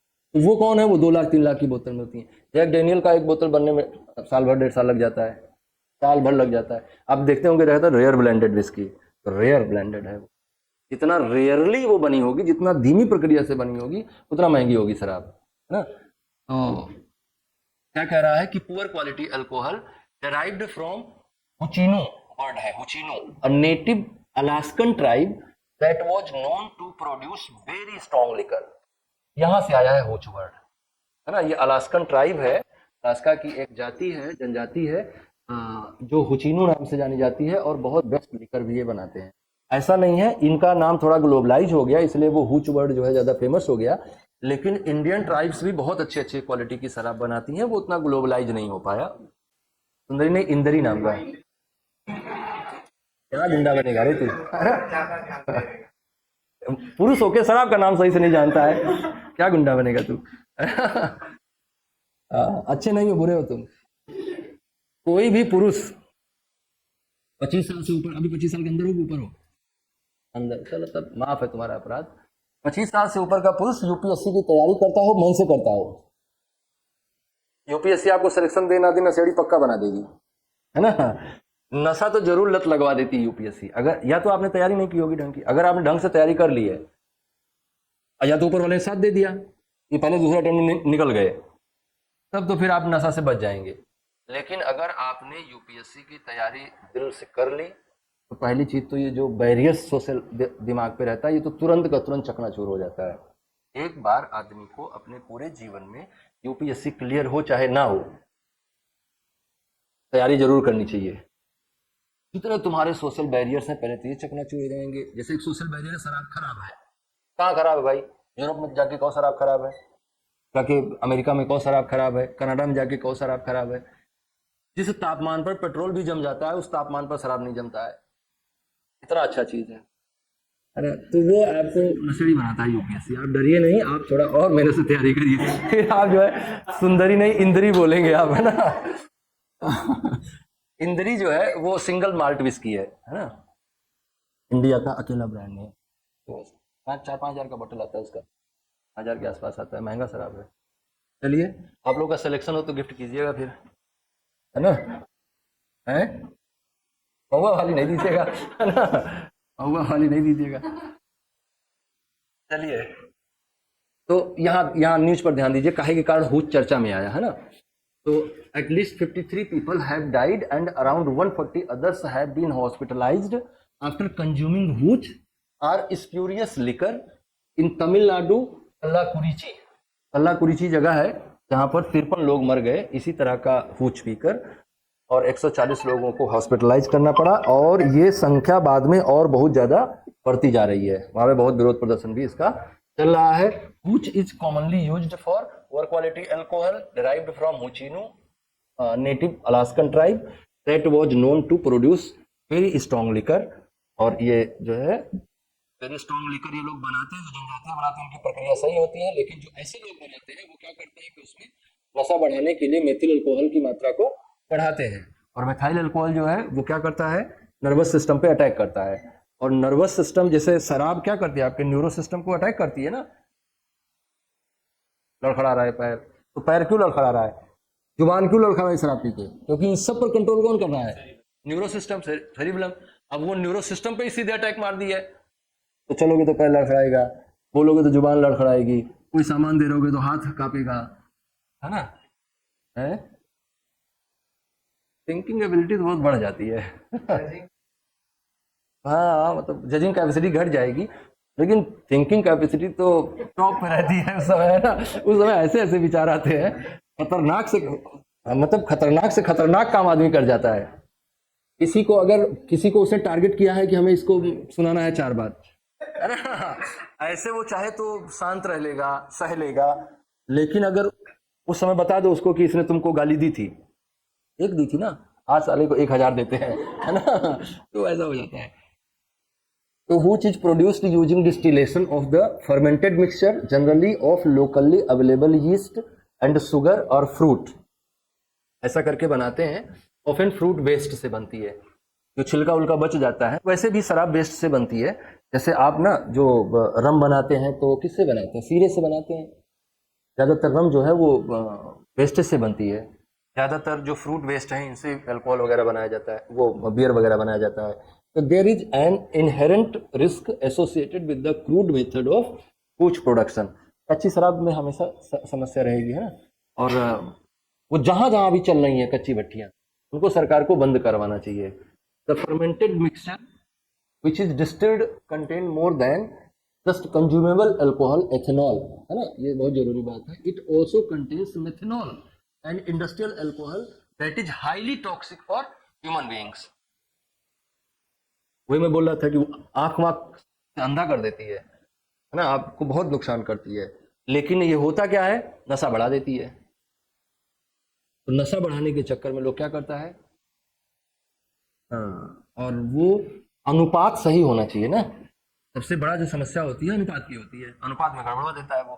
तो मेथेनॉल है जो बॉइलिंग पॉइंट ऑफ 6, ये तो ऐसे हमने बता दिया, 64.7 degree centigrade lower than of ethanol 78 point, हाँ 78.37।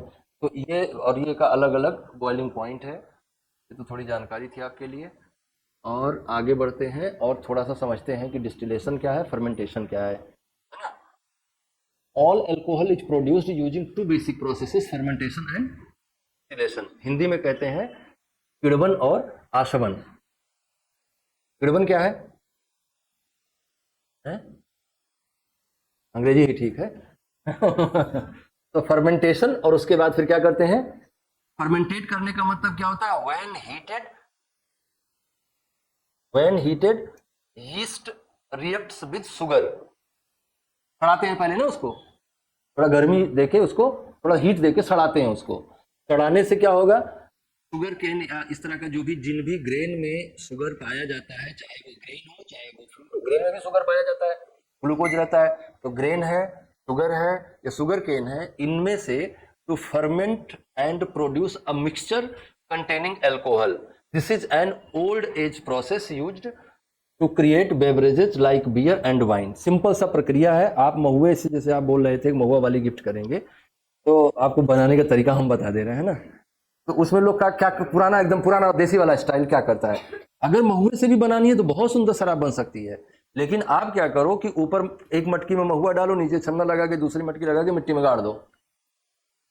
अब वो अपने आप सड़ने दो, उसको अपने आप उसमें यीस्ट आने दो, अपने आप से वो सड़ने दो, अपने आप से फिल्टर होने दो। बाद में उसकी छनाई बनाई कर लो, बाद में कुछ और उसमें अगर आपको देना है फ्लेवर वगैरह तो आप मिला लो, और फिर उसको पियो।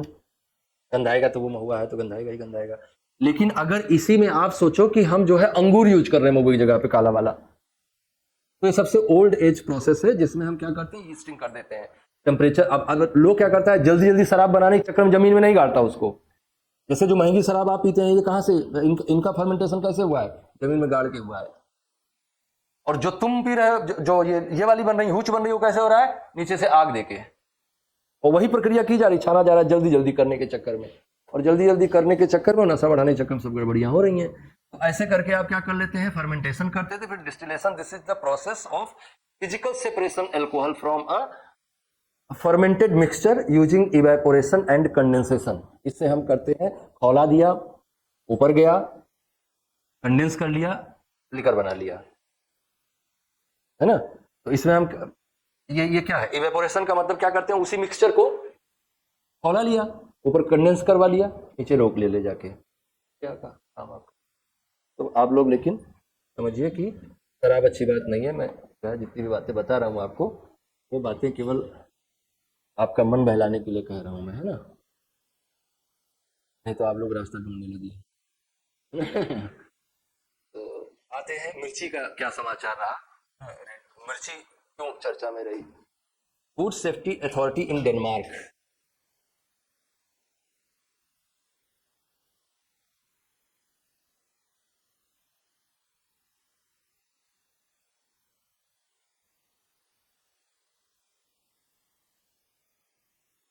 Food Safety Authority in Denmark have recalled 3 types of South Korean spicy instant noodles over possible risk of acute poisoning। बहुत खतरनाक है। हम आपको हमेशा समझाते हैं, लेकिन आप मानते नहीं हैं, इसलिए हम सोचे समाचार पढ़ा दें आपको एक बार, है ना। तो पहले तो नूडल को राम राम करो, है ना। आगे देखो क्या कह रहे हैं, according to the authorities the capsaicin content in the noodles is so high that it can pose a health hazard especially to the children। जो मसाला वसाला नहीं, मसाले का पाउच भी अपना ही देंगे, उसमें अंदर भी मसाला अपना ही लगाएंगे, तभी ना आपको गुलाम बना पाएंगे अपने स्वाद का। आप सोचो कि अगर वो केवल मैगी बेच रहे होते तो अलग अलग तरह की मैगी बेचते और आप अलग अलग तरह के मसाले में अलग अलग आदमी खाता। केवल नूडल्स बिक रहा होता तो नूडल्स साथ मसाला पैक करने का पीछे मानसिकता क्या है कि टेस्ट का गुलाम बनाओ। और मैगी सबसे पहले आया, आपको और कोई नूडल अच्छा नहीं लगता है, बस इस कारण से और कोई अच्छा नहीं लगता है, क्योंकि मैगी आपने पहला नूडल खाया मैगी, इसे नूडल ही हमेशा अच्छा, मैगी नूडल मतलब मैगी अच्छा लगेगा आपको। तो ये देखो कितना टॉक्सिक है ये और कितना खतरनाक है। कि सरकार जो है वो बैन, और इस सब काम में डेनमार्क, देखो ना डेनमार्क सरकार है ये, हट से रोक लगा देगी, हटाओ इसको यहाँ से, है ना। इंडिया होती तो यही, शीशा कब तक बेचता रहा वो, नूडल्स को एक दूसरे पर वो चमकाने के लिए, टहलाने के लिए वो लोग क्या करता है, हाँ, लेड की मात्रा को बढ़ाता है। और लेड की मात्रा को बढ़ाने के पीछे उद्देश्य क्या होता है उसका, कि हाँ वो जो चिपक जाता है तो नूडल चिपके ना वो एक दूसरे से। तो आप लोग बहुत सावधान होके, हमने 100 बार बताया है कि कम से कम इस बात को लेकर 100 बार सावधान रहें कि जो शरीर के अंदर जा रहा है वो तो शुद्ध होना चाहिए, है ना। बाकी कपड़ा लत्ता तो चलो ठीक है, जैसा मिलावटी मिल गया पहन लिया, लेकिन वो ध्यान होना चाहिए। तो ये CAP is a naturally occurring bioactive phytochemical abundant in the red and chili pepper that is responsible for its hot fusion taste। Taste तो बढ़ा देगा लेकिन वो बहुत ही खतरनाक है। It is native to south southern north America and northern south America. A high dose cap में inhibit gastric acid production, damage the gastrointestinal mucosa by inducing gastric inflammation and cause structural change of the intestinal barrier। तो आप सोच लो कि कितना ज्यादा घातक है ये सब चीजें, आप थोड़ा सा अवॉइड करें। अगले न्यूज पे चलते हैं। अगला न्यूज है माइफ्प्रिस्टोन का। माइफ्प्रिस्टोन एक तरह की दवा है जो डिलीवरी के दौरान ली जाती है, डिलीवरी के टाइम पर ली जाती है, प्रेगनेंसी के टाइम पे ली जाती है। The US supreme court on June 13 rejected a petition by anti-abortion group seeking to undo the Food and Drug Administration approval of commonly available abortion pill called mifepristone। उनका कहना था कि इस पर जो है परमानेंटली रोक लगा दी जाए, इसके यूज को बंद करवा दिया जाए। वो लोग क्यों ऐसा कह रहे थे, क्योंकि वो एंटी एबॉर्शन ग्रुप थे, वो कि एबॉर्शन की प्रक्रिया ठीक नहीं है, एबॉर्शन करवाना ठीक नहीं है। मैं भी इस बात का बहुत पक्का समर्थक हूँ कि जितने भी एबॉर्शन के रास्ते हैं वो बंद किए जाने चाहिए, जितना भी एबॉर्शन के तरीके हैं उन पर रोक लगाई जानी चाहिए, और एबॉर्शन में जो बहुत तमाम तरह के कानूनी पहलू हैं उनको भी खत्म किया जाना चाहिए। कोई भी बच्चा जिस भी रूप में उस, या तो फिर आप ये तय कर, असल में आप ये तय कर रहे हैं कि कोई किस रूप में इस दुनिया में रहेगा ना, तो आप कौन है, तब आप भगवान है, क्योंकि आप तय कर रहे हैं, तब भगवान है। अगर अगर और हम ये तय करने की लिमिट कहां तक ले जाएंगे, ये मेडिकली फिट नहीं है, इसको अबॉर्ट कर देते हैं, या हमें नहीं रखना है तो हम इसको अबॉर्ट कर देते हैं। तो तुम जीवन को खेल समझ रहे हैं हम लोग, है ना। ये जो भी एबॉर्शन का सिस्टम है ये जीवन को खेल समझने जैसा है, जबकि वो एक बहुत आध्यात्मिक प्रक्रिया है, बहुत ईश्वरीय प्रक्रिया है। अगर आप किसी को जन्म दे नहीं सकते तो आप किसी को मारने का हक आपको नहीं होना चाहिए। तो वो इसी आधार पे कर रहे थे, लेकिन उन्होंने कहा कि हम ऐसा नहीं करेंगे। Mifepristone is part of the two drug regime used for medical abortion। A patient first takes mifepristone to induce an abortion and then microprostol to empty the uterus। ये दोनों दवाइयां खाई जाती हैं जिसमें से इसके उत्पादन पर रोक लगाने की मांग वो लोग कर रहे थे जो एंटी एबॉर्शन सोसाइटी के लोग थे, लेकिन सरकार ने उस मतलब सुप्रीम कोर्ट ने उस प्ली को रिजेक्ट कर दिया, उस मांग को रिजेक्ट कर दिया और इनके उत्पादन को जारी रखने की सलाह दी। While mifepristone block progesterone. Progesterone क्या है, hormone that supports menstruation and maintain the pregnancy, वो तरह का हार्मोन है। और मिसोप्रोस्टोल जो है ये triggers uterine to contraction, contract करेगा तो बच्चा बाहर से आ जाएगा, वो जो भी मोटा जो कुछ हो जाएगा। तो इस तरह से करके वो क्या करेगा, साइकिल को बढ़ा देगा। जैसे प्रेगनेंसी के दौरान जो मेंस्ट्रुअल साइकिल है वो बंद हो जाता है ना, तो वो उसको बढ़ाने का दवाई है। और ये क्या करेगा, उसको कॉन्ट्रैक्ट करेगा, कॉन्ट्रैक्ट करने से वो आसानी से बाहर आ जाता है बच्चा। तो ये कैसा घोर अन्याय है, घोर पाप है ये।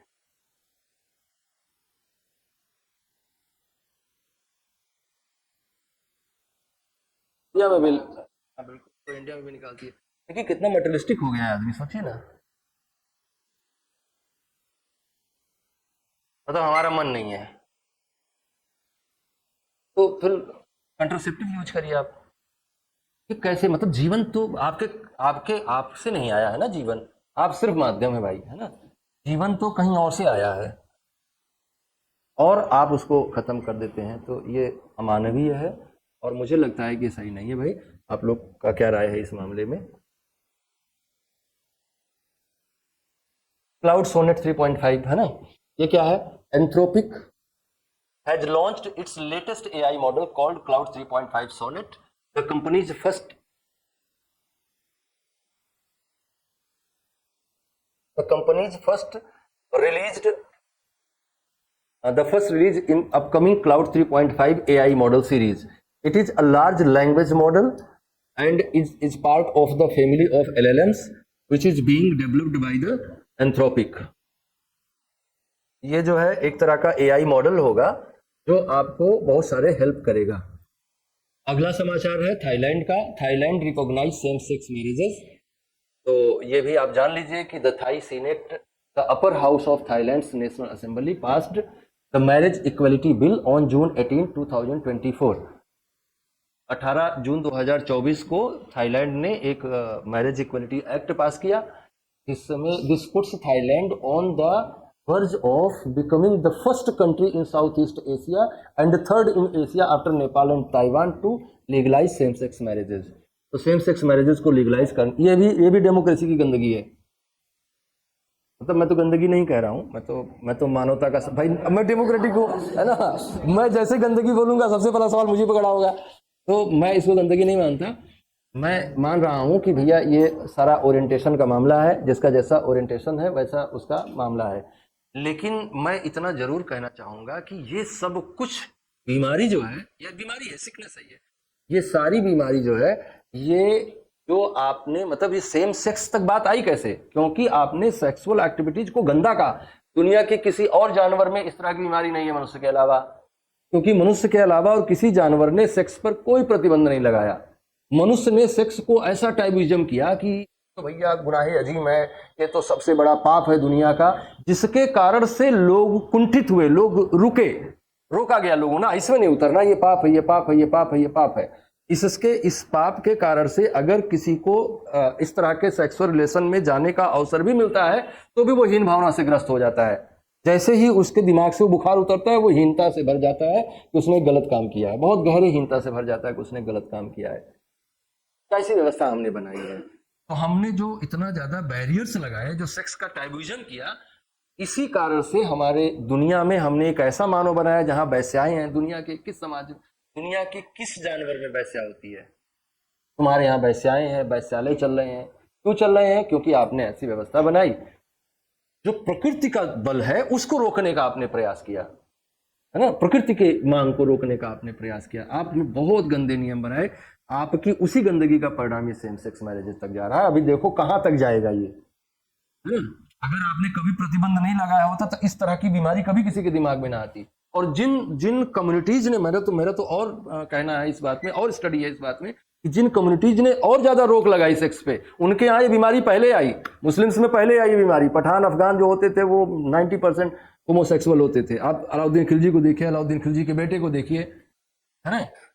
तो वो उस समय की बुक्स पढ़िए तो एक जनरल बीमारी थी। राजघराने में तो 4 इस तरह के लोग रहते ही रहते थे। क्यों? क्योंकि आपने पहरे बिठा रखे हैं। तो प्रकृति की मांग है, उस पर आपने पहरे बिठा रखे, तो वो ना कुंठित होकर निकलेगा, गलत तरीके से निकलेगा, पर निकलेगा जरूर बाहर।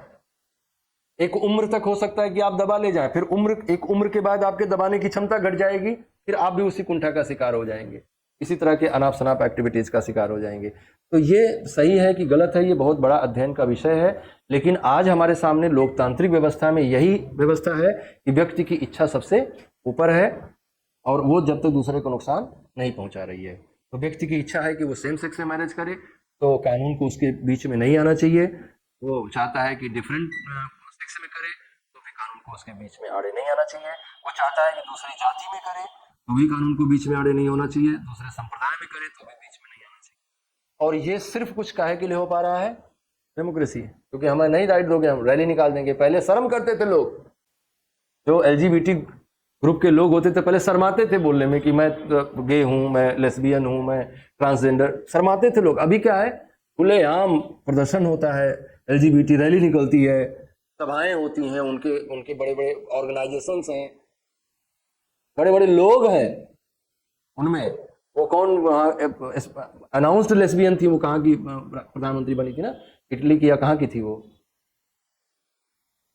नहीं अभी नहीं, अभी की बात हम नहीं कह रहे हैं, अभी की बात नहीं कर रहे हैं। मतलब इन्हीं दोनों यूरोपियन नेशन में से कोई एक नेशन था जिसके हेड ऑफ द नेशन बनी थी महिला, और वो दुनिया की पहली lesbian head of the nation बनी थी, और मतलब कि जिन्होंने डिक्लेयर किया हो कि मैं लेस्बियन हूं। तो ये सिचुएशन चल रहा है, ये सब आपके आपके धर्म ग्रंथों की देन है, आपके सभ्यता और संस्कारों की देन है कि आज समाज इस दशा पे पहुंच गया है ना। बहुत गलत बात है ये, पर हम क्या कर सकते हैं, गलत है तो अलाउ कर देना चाहिए, हम भी कह रहे हैं, और क्या, व्यक्ति की इच्छा सबसे ऊपर, अलाउ कर देना चाहिए। अब किसी का मन है तो क्या कर सकते हो आप, किसी की भाई कानून ऊपर है कि व्यक्ति ऊपर है? व्यक्ति ऊपर है। कानून व्यक्ति की सुविधा के लिए बनाए गए हैं ना, व्यक्ति कानून को सुविधाजनक तरीके से लागू करने के लिए थोड़ा ना बना है। व्यक्ति की इच्छा है, अलाउ कर दो भाई, जिसको जैसा करना है करे। अच्छा, जो तुम कह रहे हो कि इससे हमारी संस्कृति खराब हो जाएगी, तो रोक रखो और खराब होगी। अभी तुम्हें समझ में नहीं आ रहा, अभी और खराब होगी, क्योंकि जिस जो बचाने का तुम प्रयास कर रहे हो ना, वो पक्का खराब होना है। विरोध ना खराब करेगा, स्वीकार्यता सही चीज। जो नेचुरल है, प्राकृतिक है, हम तो कहीं सीखने नहीं गए थे ना आकर्षित होने के लिए, या लड़की हमारी ओर आकर्षित होती तो वो कभी सीखने तो नहीं गई थी ना, इसको कोई कोर्स तो होता नहीं है इसका, हमने इसमें कोई प्रयास भी अपना नहीं डाला। ये सहज है, प्राकृतिक है, तो इसमें गलत क्या है? जो चीज ईश्वर की बनाई हुई है उसको तुमने गलत ठहरा दिया, तो तुमसे बड़ा पापी अधर्मी कौन है? ये करके आप यहां तक ले आए, मतलब मानवता को अभी और रोक लो थोड़ा दिन, अभी देखो कौन कौन से रास्ते निकलेंगे। जो कहते हैं ना कि जब घोड़े को दबाओगे तो नासुर बनेगा ना, वो नासुर बन रहा है वो। आप किसी चीज को दबा नहीं सकते, वो बल है, ताकत है, नेचर ने पावर दिया, आपने दबा दिया, किसी और रास्ते से निकलेगी। जो हमारी इच्छा है, ये एक तरह की शक्ति है ना, हमने रोक लिया, दबा, ना ना ना ना, बहुत गलत बात है, राम राम राम। दब गई शक्ति, कहाँ गई वो? कहीं ना कहीं तो खर्च होगी वो, और खर्च होगी आपको विकृत करने में, आपको खराब इंसान बनाने में खर्च होगी। तो इसलिए सहजता से स्वीकार करें, ये ईश्वर का दिया हुआ है। Indian search for rescue region जो है, मैरीटाइम रेस्क्यू कोऑर्डिनेशन सेंटर की बात हम लोगों ने करी थी कि इस तरह का एक सिस्टम बनाया जा रहा है इंडियन ओशियन में, जिसका काम होगा Indian search and rescue region. ये वो रीजन है जिन पे ये जो जितना ये वाला हिस्सा दिखाया जा रहा है, ये वो हिस्से हैं जिनमें हम रेस्क्यू को कंट्रोल करने के लिए अपना मशीनरी इस्टेब्लिश करेंगे, मशीनरी लगाएंगे। इसमें से हम रेस्क्यू को दो तरह से, जो भी नेचुरल क्लाइमेटीज हैं उनके अगेंस्ट, और सुनामी वगैरह के अगेंस्ट, या जो चक्रवात आते हैं उनके अगेंस्ट जो रेस्क्यू हम कर सकते हैं लोगों को, उनके लिए। अच्छा, रेस्क्यू करने का तरीका क्या है? जैसे हम चाहते हैं कि सुनामी से कम लोग प्रभावित हो, तो क्या कर सकते हैं हम? बस एकमात्र AWS है, EWS है, चाहे वो चक्रवात के लिए हो, चाहे वो किसी भी तरह से आपको रिस्क मैनेजमेंट का काम करना हो, एक ही मात्र तरीका है, अर्ली वार्निंग सिस्टम डेवलप करो। आपको प्राकृतिक आपदाओं को आप रोक तो सकते नहीं कि भैया तूफान आएगा तो हम खड़े हो जाएंगे। India and Sri Lanka has signed a memorandum of understanding for the Indian public sector Bharat electronics limited for setting up a state of the art maritime rescue coordination centre in Colombo. It has been formally commissioned now. अच्छा, formally commissioned now. अब ना इसको आप इस बात का भी ध्यान में रखेंगे कि ये अर्ली वार्निंग सिस्टम हमको प्रकृति के खिलाफ तो जो जानकारी देगा वो देगा ही देगा, लेकिन उस पूरे हिस्से में, कोलंबो की लोकेशन देख रहे हैं आप ना, तो कोलंबो में लगने से उस पूरे हिस्से में किस तरह की क्या गतिविधि चल रही है उस पर भी हमारी निगाह रहेगी। तो चूंकि ये सैटेलाइट वार्निंग सिस्टम रहेगा ना, सैटेलाइट से जुड़ा हुआ रहेगा, तो ये इंफॉर्मेशन सिस्टम जो है हमको और भी तरह की गतिविधियों की जानकारी देगा, जो हमें पब्लिकली नहीं कहना है। हमें कहना यह है कि ये वार्निंग सिस्टम है जो कि हमने नेचुरल क्लाइमेटीज को रोकने के लिए, सॉरी, नेचुरल क्लाइमेटीज की अर्ली वार्निंग के लिए लगा रखा है। लेकिन आप भी सच जानते हैं, और नहीं जानते तो आप बड़े भोले हैं कि हम कोलंबो में क्यों लगा रहे हैं, है ना। तो वो हमारा it build with the US USD 6 million grant from India. It include a center of Navy headquarter in Colombo, है ना। अब हम क्या कहेंगे कि हम इसलिए रखे हुए हैं नेवी हेडक्वार्टर को क्योंकि हमें रेस्क्यू मैनेजमेंट करना है इस एरिया में। हमारे मछुआरे रहते हैं इस एरिया में, हमारा जो हैबिटाट है बहुत सारे लोगों का वो है इस एरिया में, तो हम क्या करेंगे, हम रेस्क्यू मैनेजमेंट के लिए अपना नेवी भी रखेंगे यहाँ पे। बाकी अंदर खाने वाली बात आप समझते चल रहा है ना कि हम क्यों ऐसा कर रहे हैं। अ सब सेंटर इन हम्बनटोटा, है ना, हम्बनटोटा हमने छुड़वाया और छुड़वा के फिर अपना लगवाया और अपना लगवा के फिर वहां भी सब सेंटर बनवाया। तो आप बात बाकी पूरी समझ रहे होंगे कि है फॉरेन पॉलिसी है ये। तो ये जो है, अच्छा श्रीलंका में तबाही नहीं आई होती, शायद श्रीलंका इतना दबाव में नहीं आता हमारे, है ना, लेकिन अवसर भी दे दिया ईश्वर ने हम लोगों को। मतलब हम ईश्वर से नहीं चाहते कि ऐसा अवसर दे, हाँ बता नहीं, हम चाहते नहीं कि किसी को ऐसा कष्ट सहना पड़े, लेकिन जो है जो सिचुएशन बनी उसके कारण से आपको ज्यादा ओपन होके खेलने का अवसर मिला, है ना। तो ये जो है अब देख लो, इंडियन ओशियन पे हम पीछे हम बात कर रहे थे ना, जब सागर विजन वाली बात हो रही थी कि इंडियन ओशियन पे हमें किसी भी तरह से करके अपनी लीगेसी को मेंटेन रखना है। और परसों नरसों हमने भारत श्रीलंका रिलेशन पर एक वीडियो डाला था, आप लोग अगर देखना चाहें तो देख सकते हैं। तो उसमें भी हमने इसके जियो स्ट्रेटेजिक इंपॉर्टेंस को समझाया था। और जो चाइना बना रहा है जिसका नाम है मैरीटाइम सिल्क रूट, MSR, एक सिल्क रूट तो वो ऊपर वाला बना रहा है, तो लैंड सिल्क रूट बन रहा है, एक है मैरीटाइम सिल्क रूट। तो मैरीटाइम सिल्क रूट में वो कोलंबो को जोड़ेगा सीधे किससे, ग्वादर से। तो कोलंबो से सीधे निकल के ग्वादर देख रहे हैं, ग्वादर पाकिस्तान, तो कोलंबो से सीधे ग्वादर जाएगा, तो बीच में हमारा रहना जरूरी है ना, तो इंटरसेप्ट करना जरूरी है। हाँ, तो इन्हीं सब कारणों से हम जो अभी अगले सेशन में हम लोग चर्चा में ले आएंगे। तो जैसे हम अंडमान निकोबार आइलैंड को डेवलप कर रहे हैं, अच्छा खासा पैसा खर्च कर रहे हैं, लक्षद्वीप को हम अच्छा खासा पैसा खर्च कर रहे हैं, 72,000 करोड़ रुपए का परियोजना है जो अंडमान निकोबार को, हाँ निकोबार के लिए।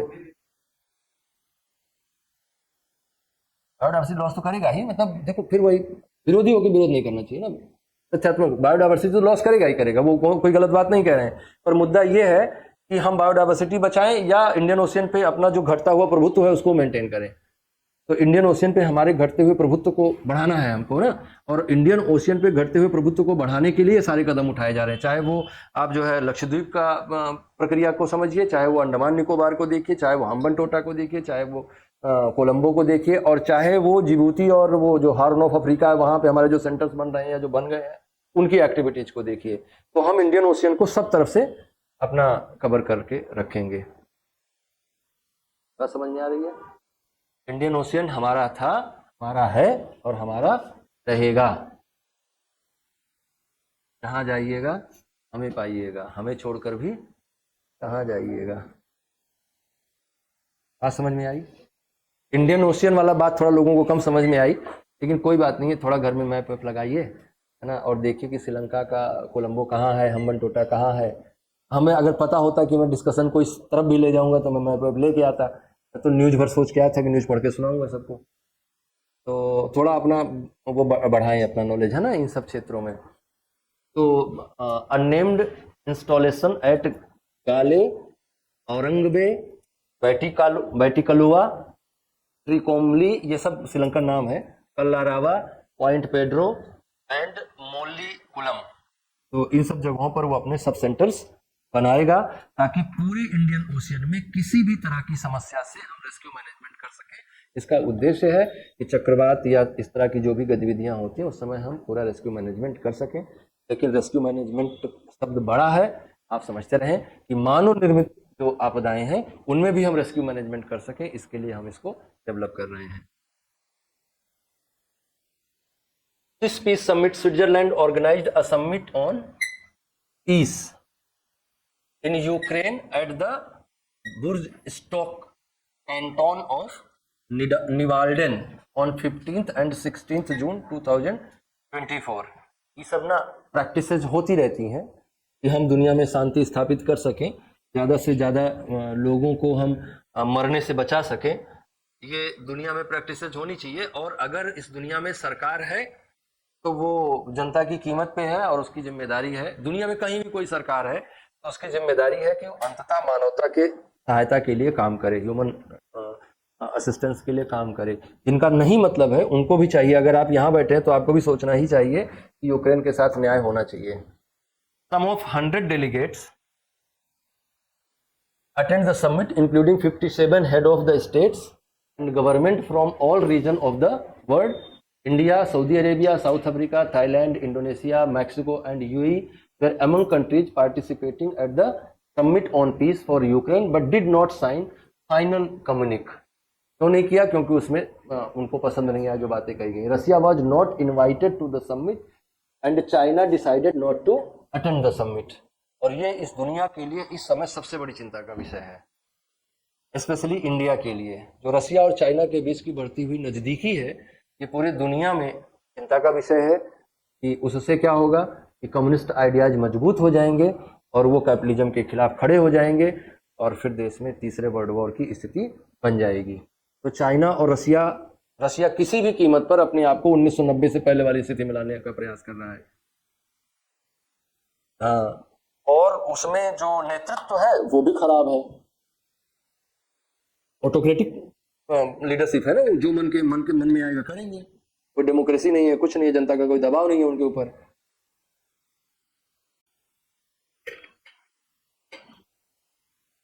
सब जगह इंडिया जैसे समझदार लोग थोड़े ना है। हाँ, इंडिया जो है किसी को नहीं बख्शता है ना, किसी को नहीं बख्शा उसने।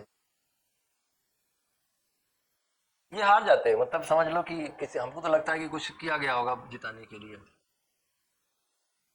1.5 लाख वोट से मात्र जीते हैं प्रधानमंत्री जी। तो ये जनता की समझदारी है देश में।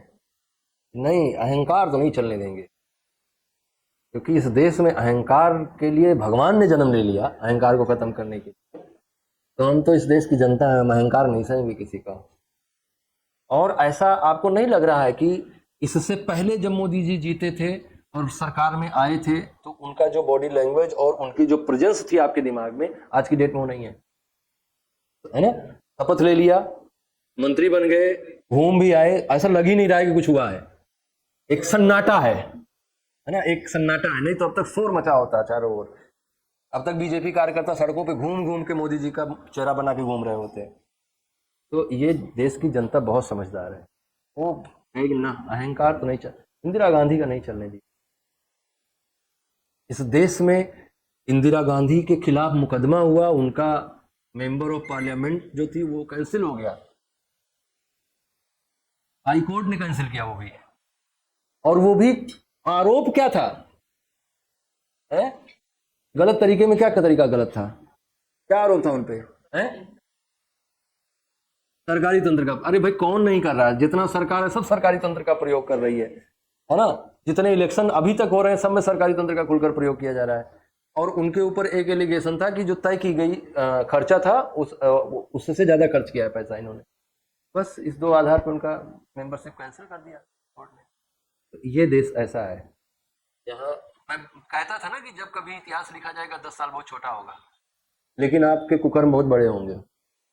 तो वो 10 साल बहुत छोटा निकला और 11वें साल में ही जनता ने एहसास करवा दिया कि नहीं, सब कुछ चलेगा, अहंकार नहीं चलेगा, है ना? वहीं से हरवा दिया जहां तुम बहुत अहंकार था। और सोचो कि राम लला पे बारिश करवा रहे हो तुम, है ना? हारना ही चाहिए था तुमको, ठीक ही हुआ। मतलब छत तो बनवा देते घर में जाने से पहले, तो छत भी नहीं बनवाए। इंडिया साइन नहीं किया क्योंकि उसके फेवर में नहीं है, वो रसिया से सीधे से दुश्मनी भी नहीं लेना चाहता। तो चाइना और रसिया का ना जाना ये थोड़ा एक चिंताजनक बात है, और इसको इंडिया के कंसर्न में भी बहुत चिंताजनक बात है, क्योंकि चाइना हमारे साथ जो है एक्सपेंशनिस्ट पॉलिसी अपनाता है। थोड़ा जल्दी करते हैं, है ना? आप लोग उब रहे हैं, नहीं रहे हैं पक्का? कौन उब रहा है? उब रहे हैं, भागने जुगाड़ में भाग लीजिए ना धीरे से, है? भागना स्वीकार नहीं है। इज्जत का मामला है ये, बेइज्जती नहीं करते। हाँ, बस ग्रुप ऑफ 7 पे आते हैं और सामने से वार करते हैं। Italy hosted the 15th G7 summit, G7 कोई एक ऑर्गेनाइजेशन है, इनफॉर्मल ऑर्गेनाइजेशन है, कोई हेड ऑफिस नहीं है, कोई प्रेसिडेंट नहीं है, कोई इसका अपना सचिवालय सेक्रेटरिएट नहीं है। ऐसे ऐसे ऑर्गेनाइजेशंस को हम इनफॉर्मल ऑर्गेनाइजेशन कहते हैं, जिनका कोई ऑफिस नहीं होता। तो ये एक ऐसा अंतर्राष्ट्रीय संगठन है जो अनौपचारिक है, जब जरूरत पड़ती है तो ये मिलते हैं। पहले ये G8 था, अब ये G7 हो गया है। और ये इसकी एक मीटिंग हुई जो कि 50वें नंबर की थी, अपूलिया में हुई, और जो कि जर्मनी में है, सॉरी इटली में है। The G7 is an informal grouping of leading industrialized nations, which include the United States, France, Germany, Japan और यूनाइटेड किंगडम, मतलब कि ब्रिटेन, और इटली, है ना। और इटली हो गया था, और 7वां हो गया Canada. India was invited as an outreach countries में, मतलब कि जो है नहीं लेकिन उनको भाग लेना चाहिए उसमें। दरअसल ऐसा होता है ना कि ये लोग संतुष्टि कैसे मिलेगी, तो हम इसलिए लोगों को, जैसे मान लो मैं राजा हूँ, मैं अपने दरबार में कोई आयोजन कर रहा हूँ, अपने बेटे का बर्थडे कर रहा हूँ, तो लोग देखें भी तो कि मैं किस तरह का राजा हूँ, कितना पावरफुल राजा हूँ, हम किस तरह का जीवन शैली जीते हैं, तुम लोग क्या हो उसके आगे। ये एहसास करवाना भी राजा का उद्देश्य होता है। ऐसे छोटे राजाओं को न्योता जरूर भेजता है ना। तो 50 से ऊपर है, नहीं प्रश्न नहीं मतलब, 50 से ऊपर कंट्रीज को ये लोग बुलाए कि आओ देखो हम लोग क्या करते हैं। तो आउटरीच कंट्रीज वहां जाके बैठ के देखते हैं, अच्छा इस मुद्दे पे चर्चा हो रहा है ना। और बाकी उनको जो बायलेटरल डायलॉग करने होते हैं वो कर लेते हैं। जैसे मोदी जी गए तो कुछ बायलेटरल डायलॉग्स भी हुए, कुछ द्विपक्षीय वार्ताएं भी हुई।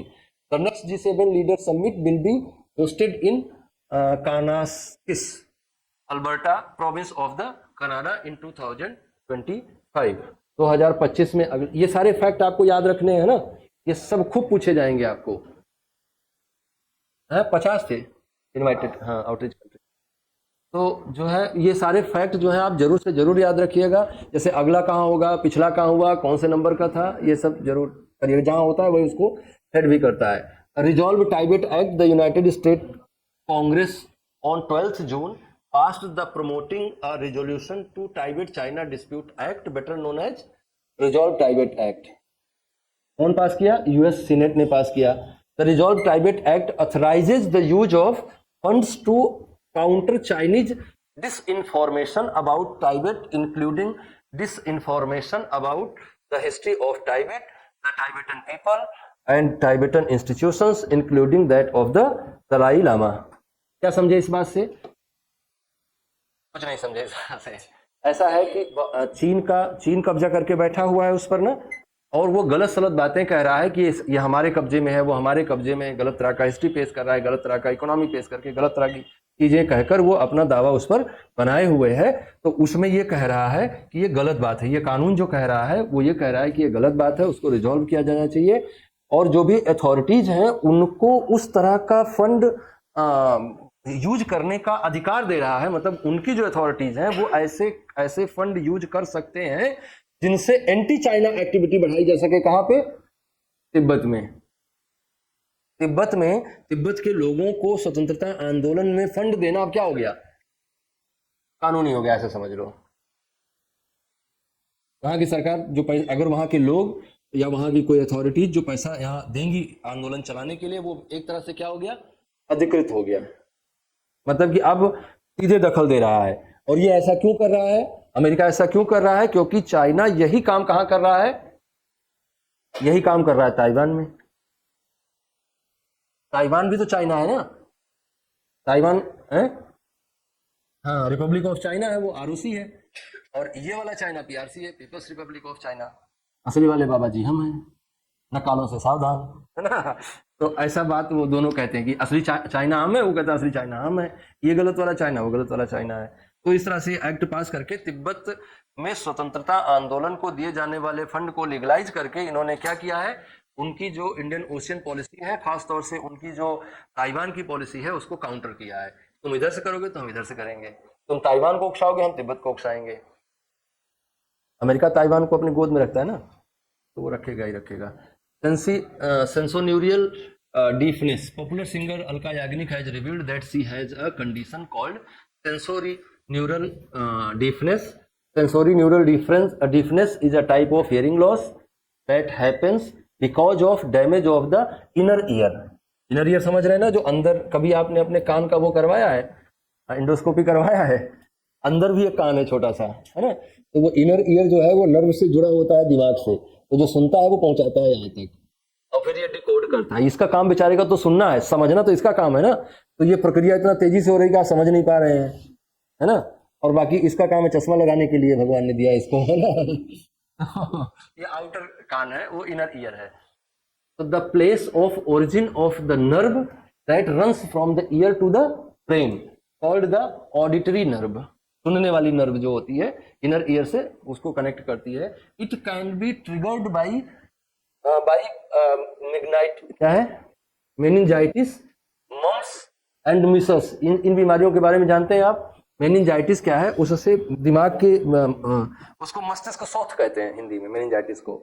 दिमाग की ऊपरी जो झिल्ली होती है, आपने देखा होगा ना, वो कैसा जैसा वो होता है, अखरोट जैसा बना रहता है, तो ऊपरी वाली झिल्ली में स्वेलिंग आती है, उसको मेनिंजाइटिस कहते हैं। तो मेनिंजाइटिस को बढ़ावा दे सकता है। मम्स जो है गलसुआ होता है, हिंदी में गलसुआ बोलते हैं, ये भी वायरल डिजीज है। एक बार जीवन में हो गया तो दोबारा नहीं होगा, लेकिन बहुत कष्टदायक होता है, फीवर बहुत ज्यादा चढ़ जाता है, और मिसल्स जो है वो चकत्ते बन जाते हैं शरीर पे, वो है। Other causes could be injury of the ear or head or exposure to really loud noise or sound over the prolonged period of the time। इनमें से किसी भी कारण से ये डिफनेस हो सकता है। तो मम्स भी लोगों को हो ही गया होगा, और ये जो है कभी बहुत तेज आवाज के कारण से भी, लंबे समय तक अगर आप तेज आवाज के साथ काम करते हैं तो ये बीमारी आपको हो जाती है। इस बीमारी का नाम है सेंसोरी न्यूरल डिफनेस। नई बीमारी इंट्रोड्यूस हुई है मार्केट में अभी अभी, आप जो है इसको लपक लीजिए।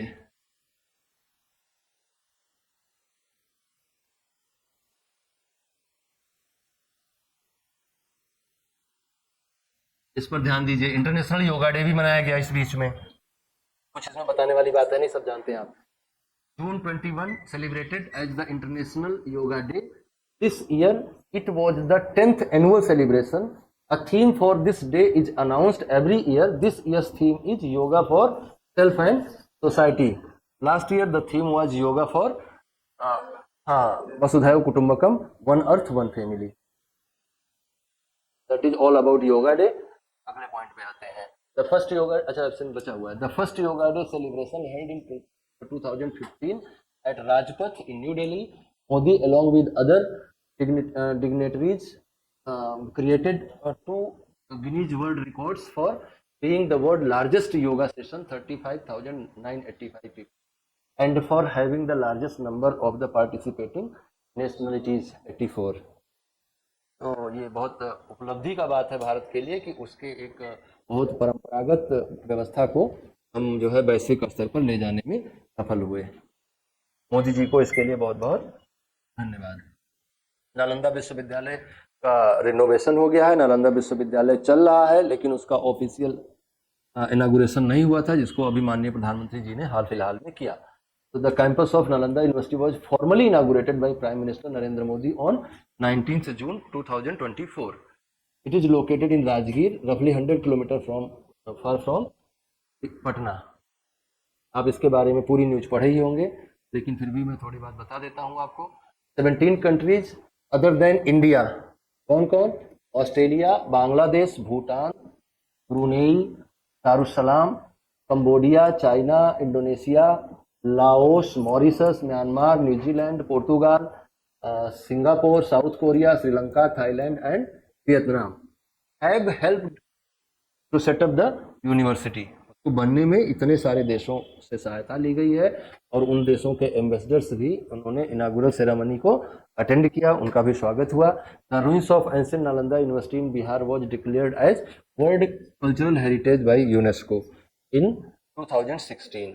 तो ये सारी बातें आप ध्यान रखें।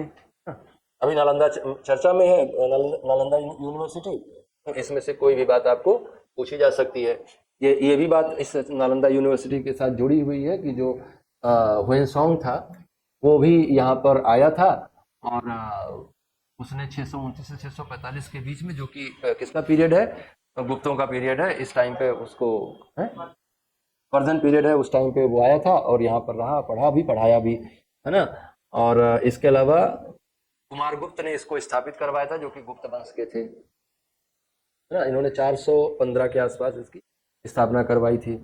और प्री मेडाइवल पीरियड में ये बहुत फेमस एजुकेशन सेंटर था, लेकिन बाद में इख्तियारुद्दीन मोहम्मद बिन बख्तियार खिलजी नाम के एक तुर्क आक्रमणकारी ने इसको आग से जला दिया।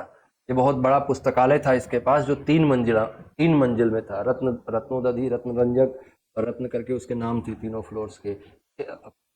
6,000 हाथ से लिखी हुई किताबें थी, 6 लाख हाथ से लिखी हुई किताबें थी, 6 लाख पांडुलिपियां थी। और वो किताबें इतने पढ़ने में तो आती ना, इतने इतने में आती थी, उनको ऐसे लेके पढ़ना पड़ता था। 6 लाख पांडुलिपियां। अब अनुमान लगा सकते हैं कि कितना बड़ा व्यवस्था रहा होगा और कैसे उसको नष्ट किया होगा, जलाया होगा उसने ना। कोई डिबेटेबल इशू नहीं है। वो फर्जी जो इतिहासकार है ना, उन्होंने उसको डिबेटेबल इशू बनाया होगा। कोई डिबेटेबल नहीं है, हैं? हाँ, मैं वही कह रहा हूँ ना, हिंदू ही दे सकता है। हिंदू ही देगा समाचार, और कोई नहीं। मैं क्या कह रहा हूँ कि जो थोड़ा सा कम्युनल हार्मोनी को प्राथमिकता देते हैं, फैक्चुअल इंक्वायरी से ज़्यादा, तथ्य जानने से ज़्यादा कम्युनल हार्मोनी जरूरी है जिन लोगों के लिए, वो इस तरह के मुद्दे को हवा देते रहते हैं। तो मतलब नहीं है उन सब बातों का। अगले अगले मुद्दे पे आते हैं। आओ Nurmi games 2024, Neeraj Chopra won the gold medal in the men's javelin throw competition with a throw of 85.97 metre. हाँ, ये वर्ल्ड रिकॉर्ड है। और तब कितने का है वर्ल्ड रिकॉर्ड? ओके। तो नूरमी games 2024 athletics meeting Turku Finland में हुआ, और फिनलैंड का टोनी केर्नेन जो है सिल्वर मेडल जीतने में सफल रहे। 84.19 किलोमीटर फेंका इन्होंने। इनके जो इनके कंपट्रिएट थे, Oliver Helander took the bronze medal, 83.96 kilometre फेंका मीटर फेंका इन्होंने। सबसे बड़े फेंकने वाले को इन लोगों ने बुलाया ही नहीं है, नहीं तो वो बहुत ज़्यादा फेंक दिए होते, है ना। तो टर्म इन न्यूज, कुछ ऐसे नए नए शब्द भी हमको मिले जो हमें लगा कि आपके एग्जाम में पूछे जा सकते हैं, तो उनका भी एक कलेक्शन लेके आया मैं। एंजल टैक्स एक वर्ड मिला। क्या होता है एंजल टैक्स? एंजल जो टैक्स दे वो एंजल टैक्स है ना। तो it is an income tax at the rate of 30.6% that is levied when a unlisted company issues share to an investor at a price higher than its fair market value। मान लीजिए कि हम बोले कि हमको जो 20 लाख रुपए देगा वो, या हमको जो 50 लाख रुपए देगा उसको हम अपनी कोचिंग में 50% की ओनरशिप दे देंगे। आपने हमको 50 लाख दिया, अब आप हमारे इन्वेस्टर हैं, आप पार्टनरशिप ले लीजिए, लेकिन हमको पैसा कैसे मिल गया? हम लिस्टेड भी नहीं है, हमारे पास मार्केट में उतना एसेट भी नहीं है उसके बराबर है, तो एंजल है ना वो जो दे रहा है, तो उस इनकम पर टैक्स देगी सरकार, उसको एंजल टैक्स कहा जाता है। एंजल इन्वेस्टर्स होते हैं, जैसे वो क्या करते हैं, जैसे मान लो कि कोई छोटा मोटा इंस्टीट्यूशन है, जैसे अभी कोई किसी एक का नाम ले लो, जैसे मान लो किसी का नाम नहीं लेते, लेकिन कोचिंगें देखे ना बहुत बड़े बड़े स्केल पे खुल रही हैं, ये सब कैसे हो? सब एंजल इन्वेस्टर्स हैं, है ना। अच्छा, ये कहाँ से ला रहे हैं पैसा एंजल इन्वेस्टर्स? जैसे उनको मतलब नहीं है, उनका अपना पैसा नहीं है, उनका अपना पैसा होता तो वो थोड़ा अलग तरीके से करते। उनके अपने पैसे ही तो 3,000 4,000 करोड़ रुपए के साथ लोग कोचिंग खोल रहा है, तो इतना पैसा तो नहीं ला पा रहा है ना कहीं से वो, तो कोई एंजल इन्वेस्टर आ रहा है इसमें। वो एंजल इन्वेस्टर पैसा कहाँ से लाया होगा? कहीं ना कहीं 2 नंबर का पैसा होगा, 1 नंबर में कन्वर्ट करने का दबाव होगा, या जो कुछ भी होगा। तो एंजल इन्वेस्टर्स से भी, उससे होने वाली इनकम पे भी पैसे लिए जाएंगे, उसको क्या नाम दिया गया? एंजल टैक्स दिया गया। It is an income tax at the rate of 30.6% that is levied when an unlisted company issues shares to an investor at a price higher than fair market value।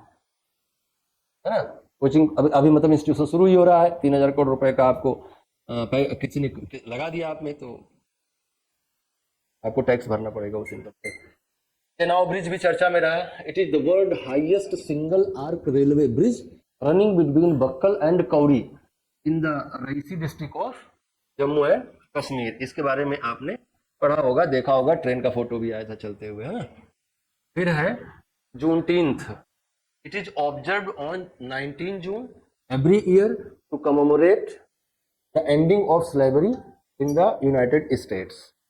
दास्ता का अंत हुआ था 19 जुलाई को, इसलिए 19 के नाम से उसको सेलिब्रेट किया जाता है, कमोमरेट किया जाता है। ब्लड मनी एक टर्म हमको मिला, क्या होता है ब्लड मनी? ब्लड मनी का मतलब है कि in Islamic law there is a principle of दिव्या। क्या है दिव्या प्रिंसिपल? ब्लड मनी, मतलब कि अगर आप हमने कोई अपराध किया है तो इस्लामिक प्रिंसिपल में ये भी व्यवस्था है कि कोई हमारा अपराध माफ भी कर सकता है। जैसे मान लीजिए मैंने मर्डर किया है, तो आपके परिवार, अब मान लीजिए कि किसी के परिवार का के सदस्य का किया है, तो उसके परिवार से पूछा जाएगा कि इनको क्या सजा दी जाए, तो इनका परिवार जो है पैसा देकर उसको माफ भी कर सकता है। तो जो पैसा लिया जाएगा उसको क्या कहा जाएगा? ब्लड मनी, खून का पैसा, है ना। तो in this victim of crime have a say in how criminal are to be punished, है ना। In the case of murder, this principle applies to the families of victim. Victim's family may choose to forgive the murder in exchange of monetary compensation. पैसा लेके माफ कर सकता है। तो ये तो भैया यहाँ तक बात हम लोगों की हो गई, और आपका रहा मजा मजा, है ना। ट्रेन टकराई तो कवच जो है, हमने सोचा कि इस पे भी थोड़ा डिस्कशन हो जाए, है ना। कवच क्या है? ट्रेन को दुर्घटनाग्रस्त होने से दुर्घटनाग्रस्त ना हो, उससे पहले उसको रोकने की एक प्रणाली विकसित की गई है, जिसे कवच नाम दिया गया है। और ये कैसे काम करती है?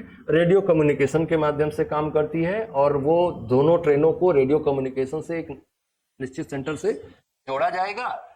इससे ये जुड़ी हुई रेडियो कम्युनिकेशन से, और इससे ये जुड़ी हुई है, और फिर ये यहाँ इनको इन्फॉर्म करेगा। लेकिन गड़बड़ आ गया।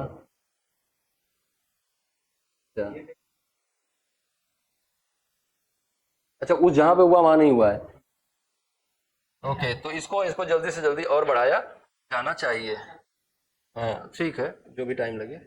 तो इट इज अ सेट, इसके बारे में दो लाइनें लिखी गई हैं। It is a set of electronic devices and radio frequency identification device installed in locomotives in the signalling system as well the tracks that talk to each other using ultra high radio frequencies to control the brakes of the trains and also alert drivers or base the logic programmed into them।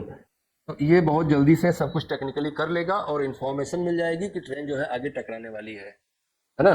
और बहुत जल्दी से वो सब काम हो जाया करेगा। अब ना आपकी बारी है, पढ़िए और जवाब दीजिए। Consider the following statement, the boiling point of ethanol is 64.7। है पहले गलत कर दें? पक्का? चलो। The consumption of methanol can cause impaired vision, high toxicity and metabolic acidosis। सही मार दे तो एकदम। चलो।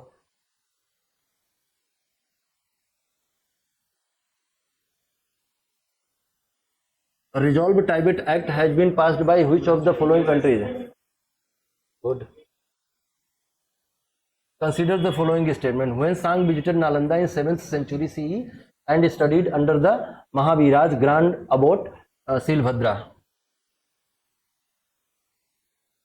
Huili, the biographer of Yijing, mentioned the contribution of Sakraditya and his successors in the development of Nalanda University. Chinese pilgrim Yijing, Itzing कहते हैं उसको, Itzing visited the Nalanda University just before it was destroyed by the Bakhtiyar Khilji। तीसरा, पहला क्यों गलत है? हाँ, महावीर के ही थे वो जो सीलभद्र थे। हाँ, पहला भी सही है ना। तो ओनली टू, नहीं तो ओनली, तो दूसरा तो गलत गलत है ना।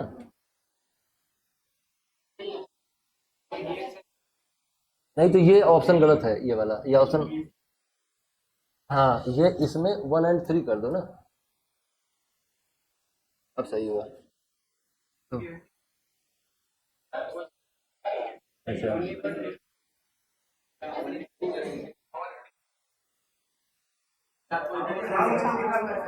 हैं? हाँ। अच्छा ऐसे, सॉरी सॉरी सॉरी, समझ गया, सॉरी सॉरी सॉरी, समझ गया भाई। तो है ना, आगे कुछ नहीं है। Consider the following statement, the IUCN status of Corvus splendens is least concern. सही है। Corvus splendens are protected under schedule, गलत है। In their native range they are under severe pressure by the Indian koel जिसे आप कहते हैं, specialised in parasitising their needs. तीसरा वाला सही है, ठीक है। और एक और तीन सही हो जाएगा। कंसीडर, खत्म बात। जयराम जी की।